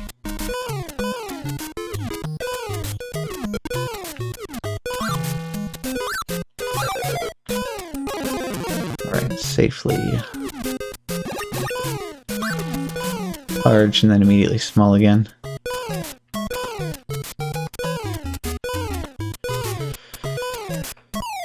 Yoink. Oh.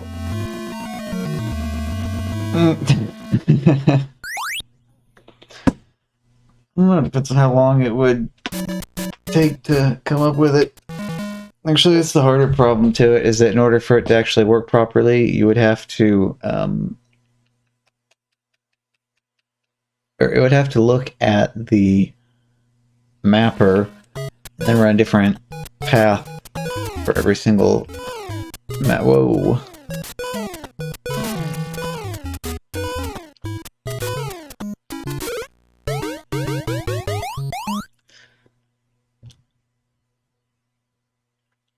This is a very interesting version of this stage. No, I want it. Come on.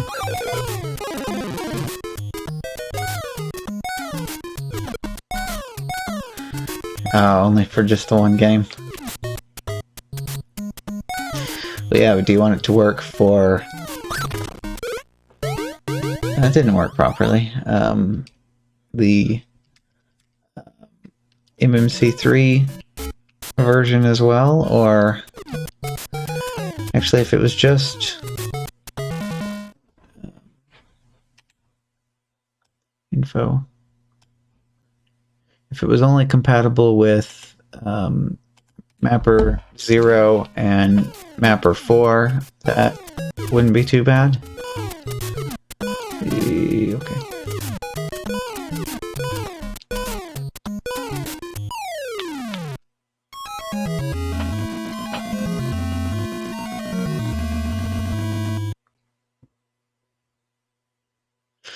Yeah, it shouldn't be too hard, because you know how big the header is. The INES header. And the PRG is immediately after that, so... Scan the two files for differences, subtract the 16 bytes? Is it 16 bytes long that the header is? I don't remember, but that sounds like a good number. Yeah, 16, okay. Yeah, so subtract 16. And then the file on the right side, take the bytes from that. Actually, I could also program it to use the... It could automatically figure out what the compare is from the left file, but that doesn't matter in a mapper with no bank switching, but it could do that to automatically generate the compare byte as well. It would be super easy to generate a list of raw codes. Just generating the... what?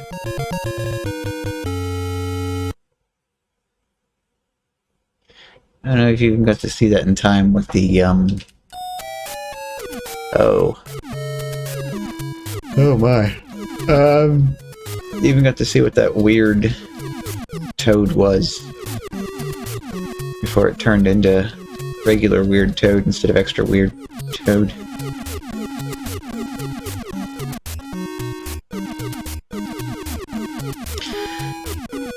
Well, this already has code in it that goes from Game Genie to RAW because it has to. That's the only way it would be able to know what values to modify for me putting codes in. It's going back in the other direction that I would need to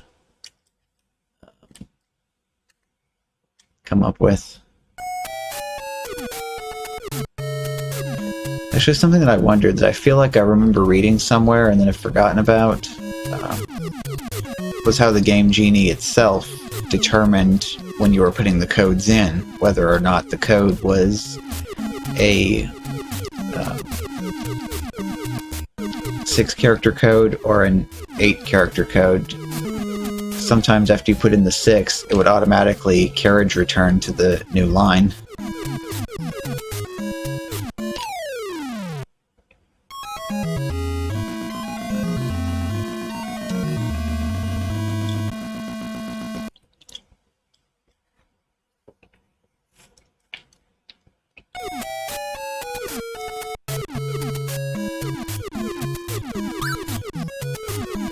So 4-3 is now 7-1.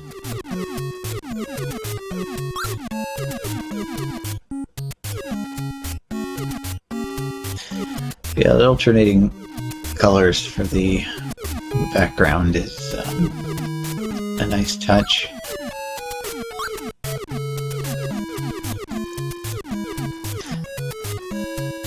Actually kind of brings to mind the checkerboard pattern that appears everywhere in SMB1.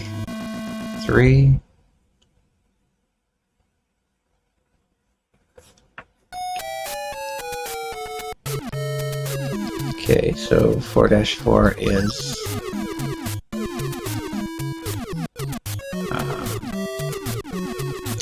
also 7-1.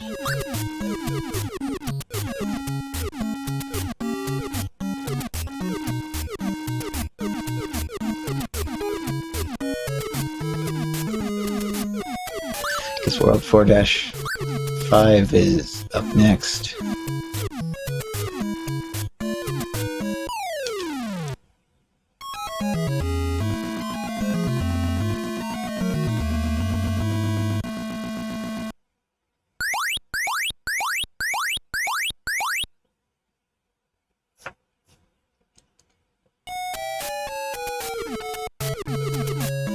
And it's still the same level.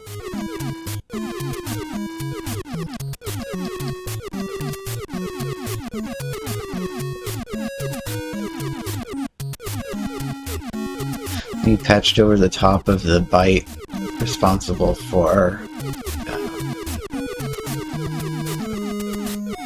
jumping to the next area pointer.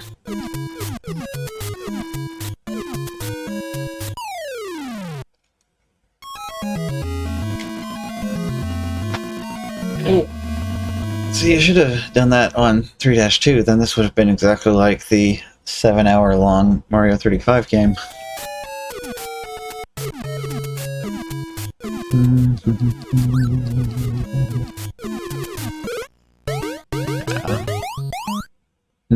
Turned upside down.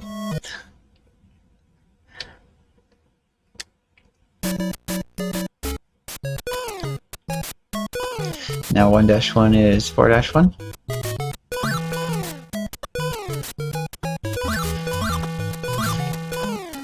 So that's what I thought was cool with this level, is the number of instances of the number 4. So you got 4 blocks, coin blocks in a row there, you got 4 coins here, 4 coins here again, and here. You got 4 up here, but then it's 2 sets of 3 down here.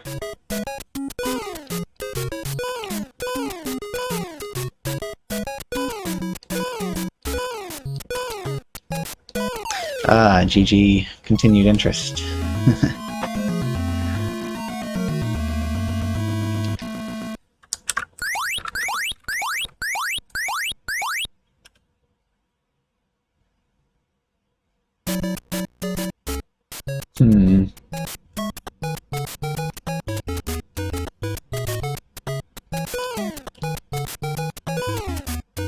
Yeah, also here as well. 4 coins there. 4 coin blocks here. As mentioned previously, 4 coin blocks here, 4 coins here, 4 coins here, 4 coins here, and 4 coin blocks there. So yeah, just so many instances of 4 in 4-1.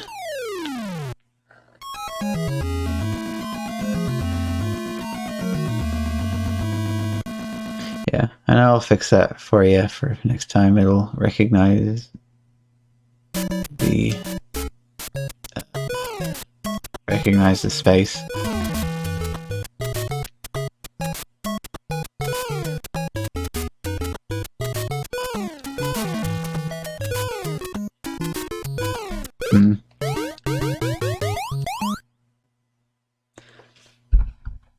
Oh.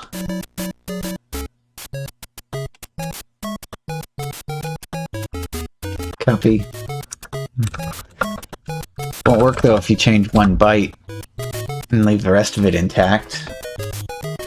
Yeah, put that in Notepad.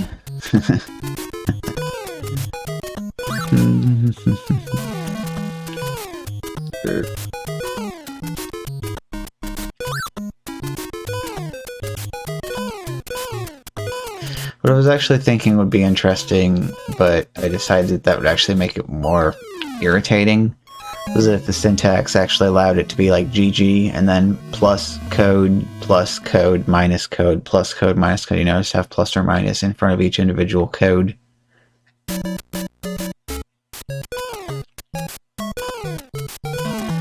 And that would be great in the specific instance where you actually want to remove one or more codes and add one or more codes at the exact same time.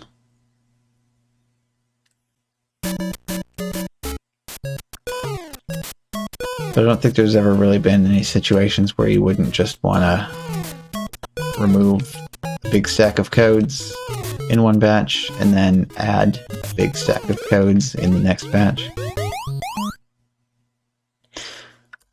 Aha, okay. Start over from here then.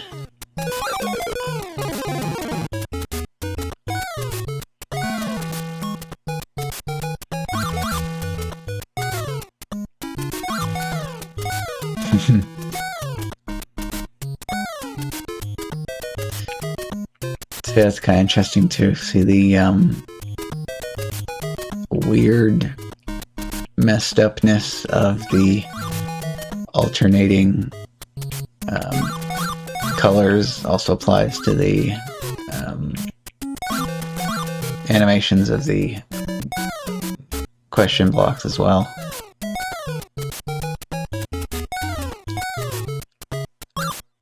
Oh.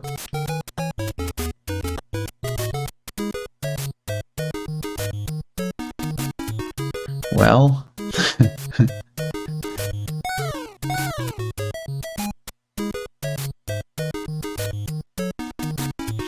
I mean, this is quite the scene here, either way.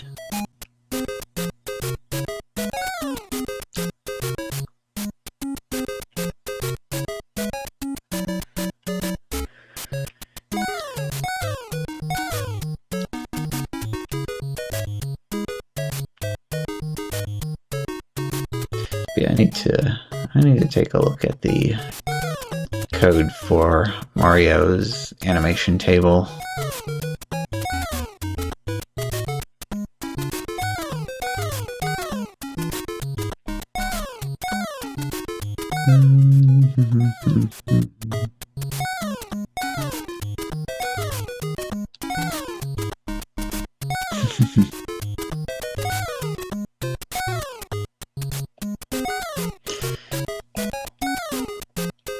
You know, you could do that pretty easily with a mod. Make it so that the bushes damage you. Just have the justification be, well, they're rose bushes. If you run into it, you get poked.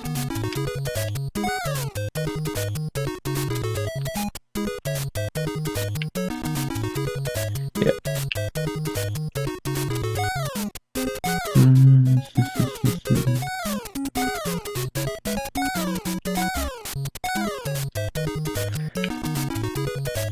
Let's go ahead and let him time out to death then, I guess.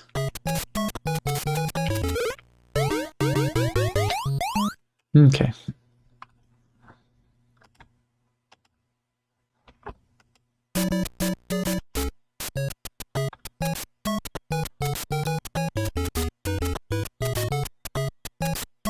Yeah.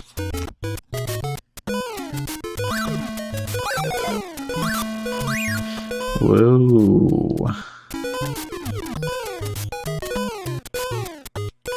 Just feel a lot easier to get the Sprite Zero glitch to happen when everything else is this messed up. Okay. Up.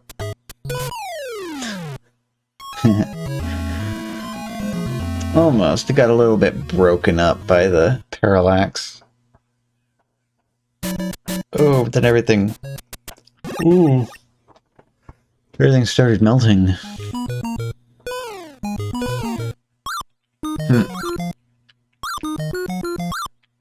this one over here.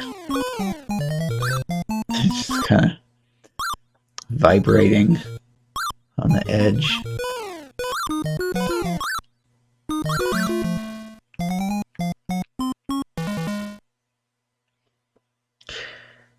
Actually, I'm kind of reading this sprite in an interesting way upside down. So let's say that the bottom part of it touching the ground, imagine it's like baggy genie pants. Okay. And then the arms are still arms, but now instead of being like up, they're kind of like down. And then it's wearing like this little fluffy collar thing around the neck, and you've got the face right there, and then it's got like the horned hat thing on the top.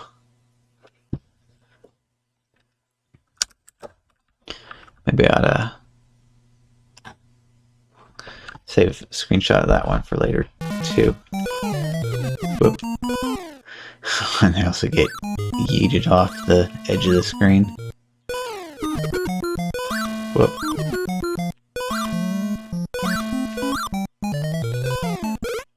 Oops.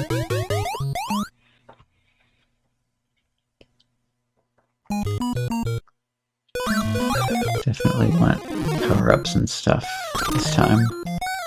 Whoop.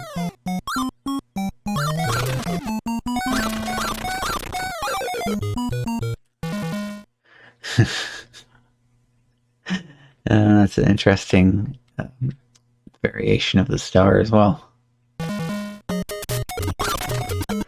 Slip under there.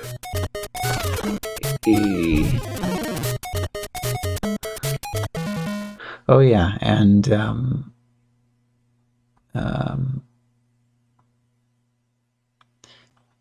also didn't know if I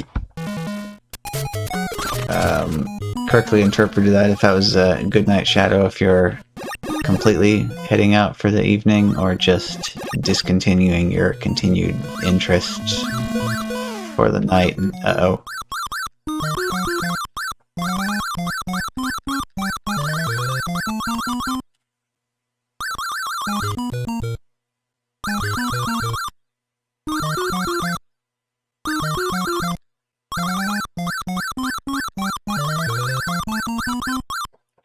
Okay, still lurking.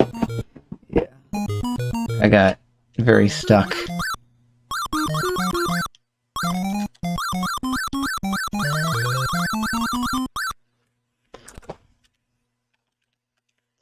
Start up another one.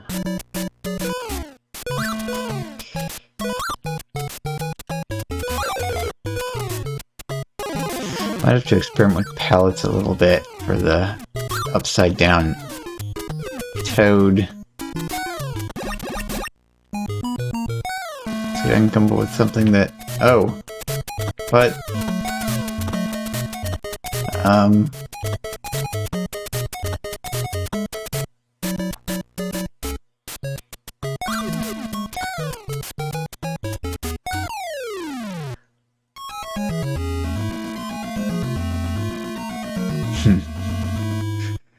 Uh-oh. Melting game.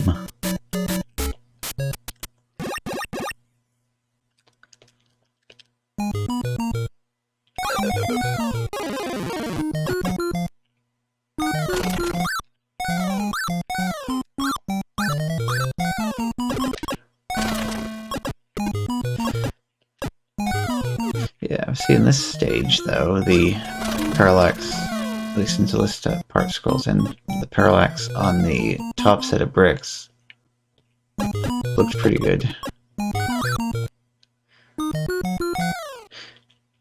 Yeah, so, gotta be careful where I jump this time. Whoop. Ah, so elevator is not elevator. It's just nothing. Whoop.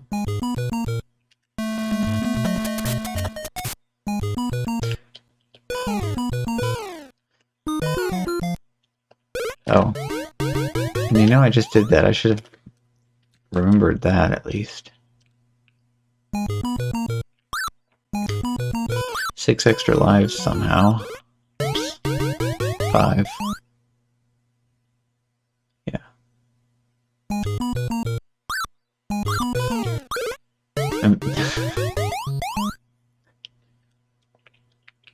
Clip and pipe still get hit by piranha. Okay.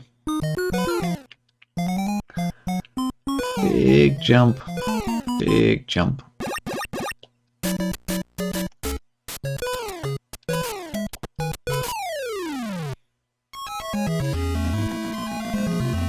Plepo.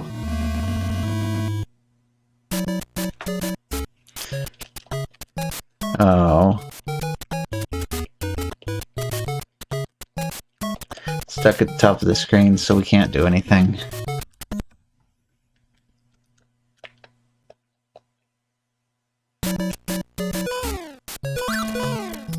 Ooh. All the coins? Yeah.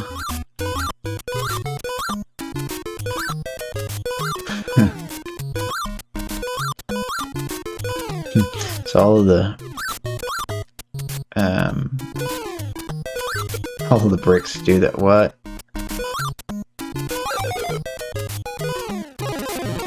Gotcha. Oh, no fireballs though, just a massively corrupt sprite.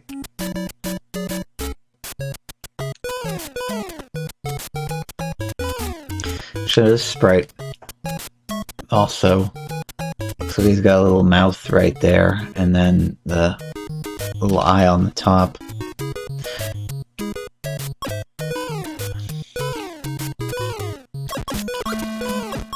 Wait, is it actually still generating fireballs even though you don't see them?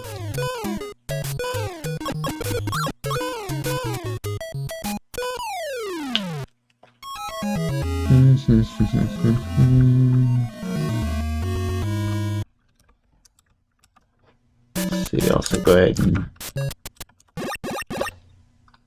put that back.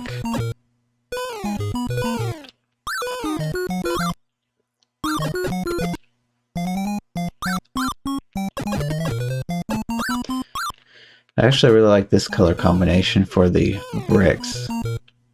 So it's got like the white grout with red bricks.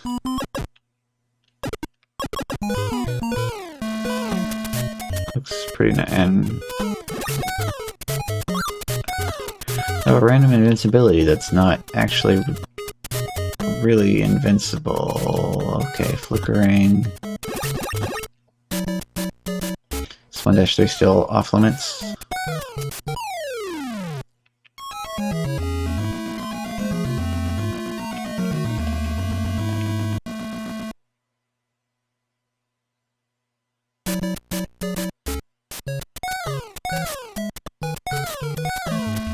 Okay, it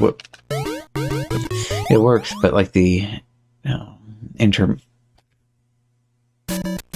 that one was normal. I was gonna say the intermission screen felt like it didn't last as long. But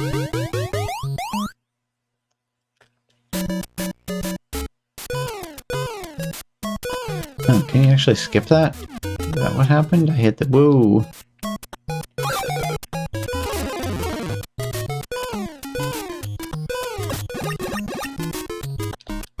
Oh, and then that part's not passable because the platforms don't have collision.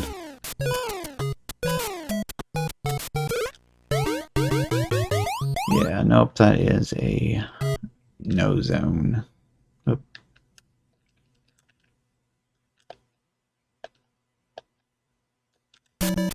Takes a few tries to actually get the game started.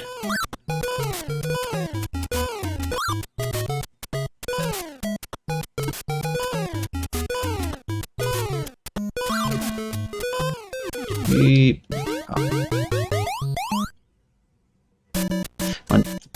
And that time it was quick. Can't make up its mind whether it wants to do that screen quick or slow.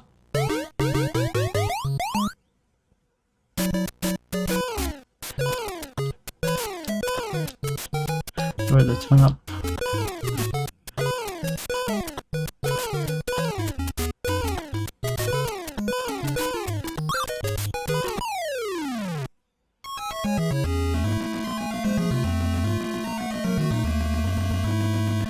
Try saving this in slot 8. Take a look at it later. Of course, at this point, I don't even know whether or not putting stuff in save slots even works.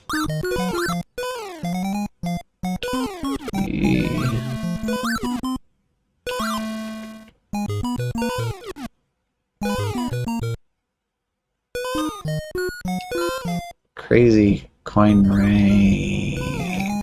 Weird stuff that was... Hey, Diana, what's going on? Yeah, we got some weirdness going on in here. Got the... like the candy stripes going on with the ground. So we're kind of a buzzy beetle. We've got these weird upside down toads that we're fighting. Also, every single brick you hit slides down the screen forever.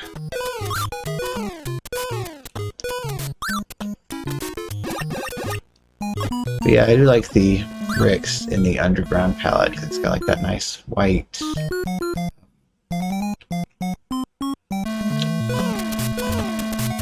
Oh yeah, and coins randomly turn you invincible for some reason. But yeah, the red bricks and the white, I don't know, grout's the only thing I can think of, but that's like for like tiles. I can't remember what you call it for in between bricks. Whoa. Oh, that was not a proper pipe entry. Yeah. Alright, our little guy's stuck again.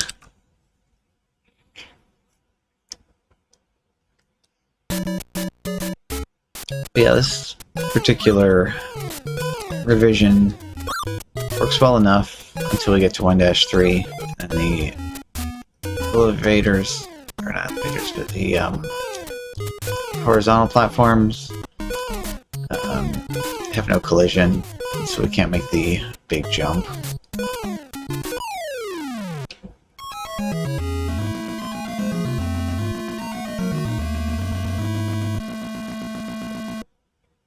So I guess I can probably clip straight through the wall and get to 2-1. So I'm going to try that.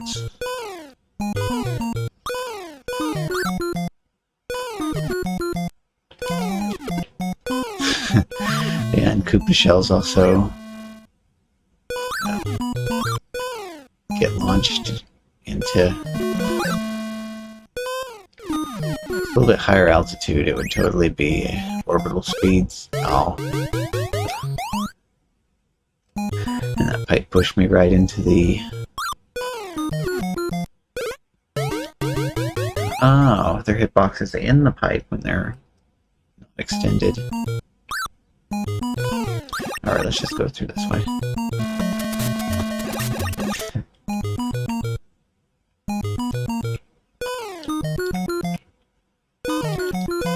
Yeah, okay.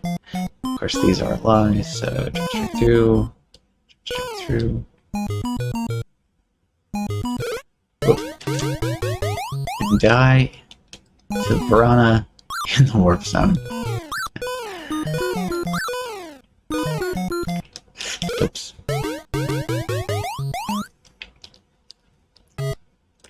Nope, we are going to make it to a different level. Also, the title screen is very stubborn. You have to press start several times before it will actually play the game.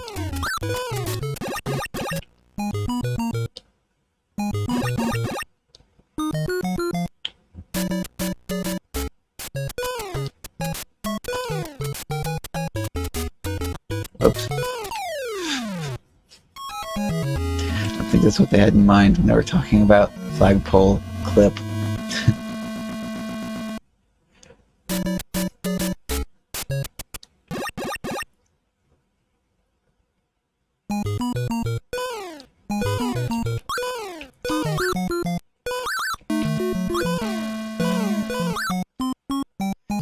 do this too, just be like, just like that.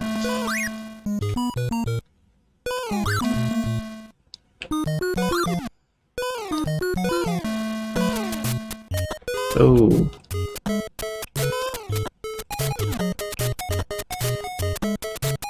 Yeah, so spontaneously started playing the music, but you're not really invincible.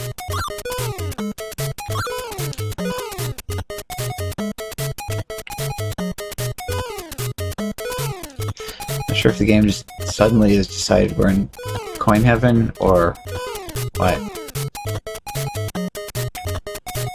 Oh. Just batch the screen forward a little bit like that.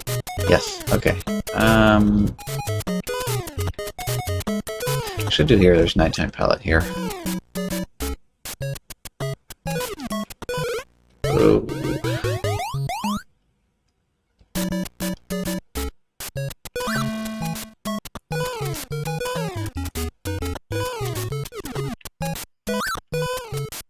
Neat.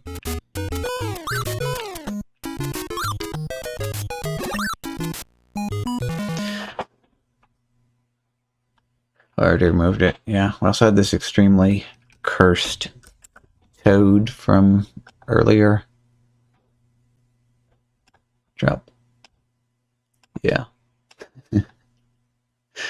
That's like poison mushroom toad and he has no face. So we should just put him right over here. That's a good place for him. Yeah.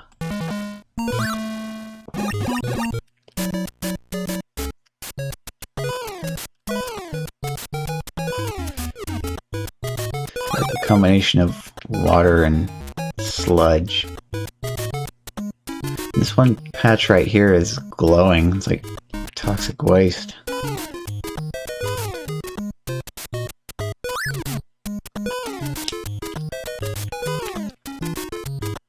Ah, yes, and the weird springboard. Still wish we could reproduce it the way it worked that one time where it actually looked like the toad was being scrunched up and stretched back out again whenever you jumped on the springboard.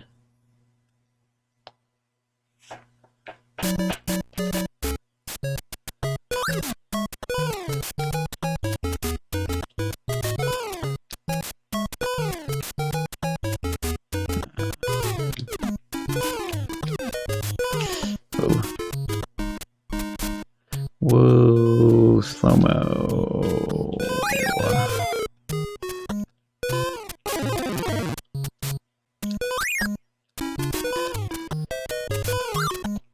Oh no. Picks a really bad time to change its speed where it doesn't want to register that jump at the top of that pillar.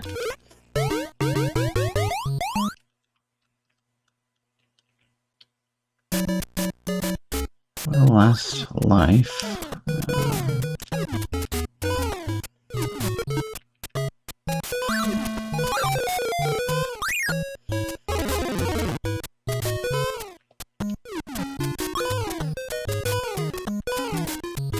Okay. It's funny how unhappy it gets with that section. It's just like, no.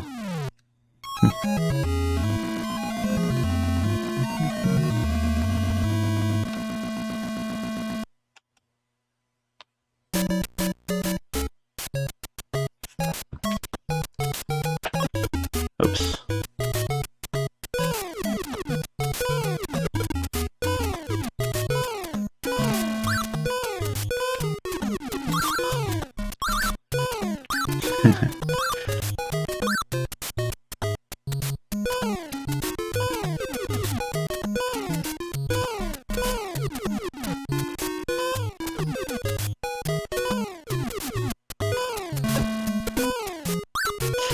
Oh, that would be cool, actually.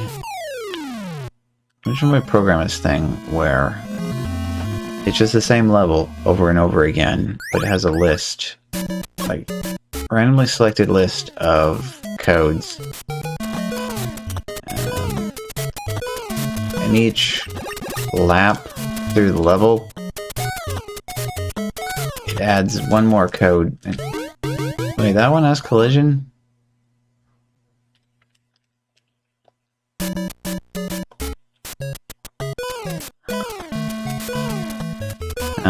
Okay. So pulleys have collision, but floating platforms do not. Oh. You think I could remember something for 5 seconds, but obviously not. Ooh. Oh.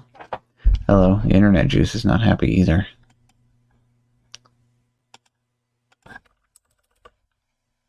Apply.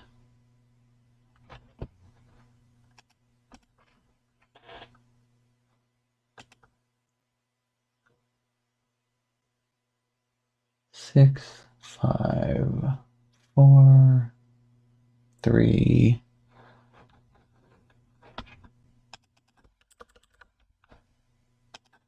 Okay, it's recovered.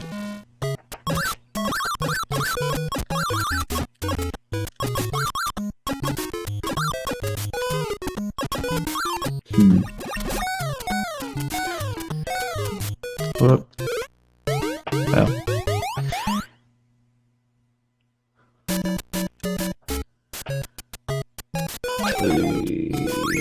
Okay.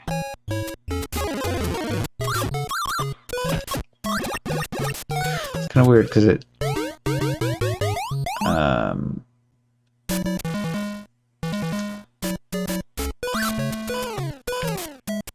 so it was occasionally looking like enemies were actually taking damage from the fireballs that I am supposedly throwing, but then the rest of the time, nothing happens.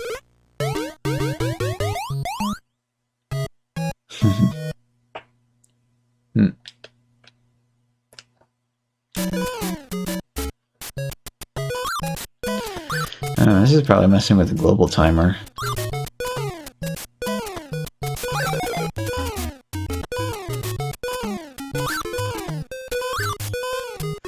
These extra bricks that are actually thrown into the levels are also interesting as well.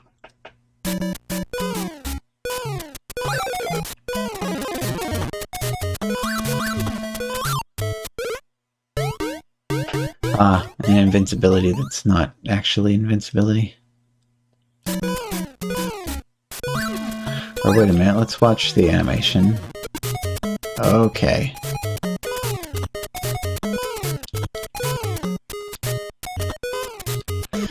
So I saw the flash did occur, but then it stopped after a very short period of time, so we definitely have a alteration of the global timer going on here somewhere.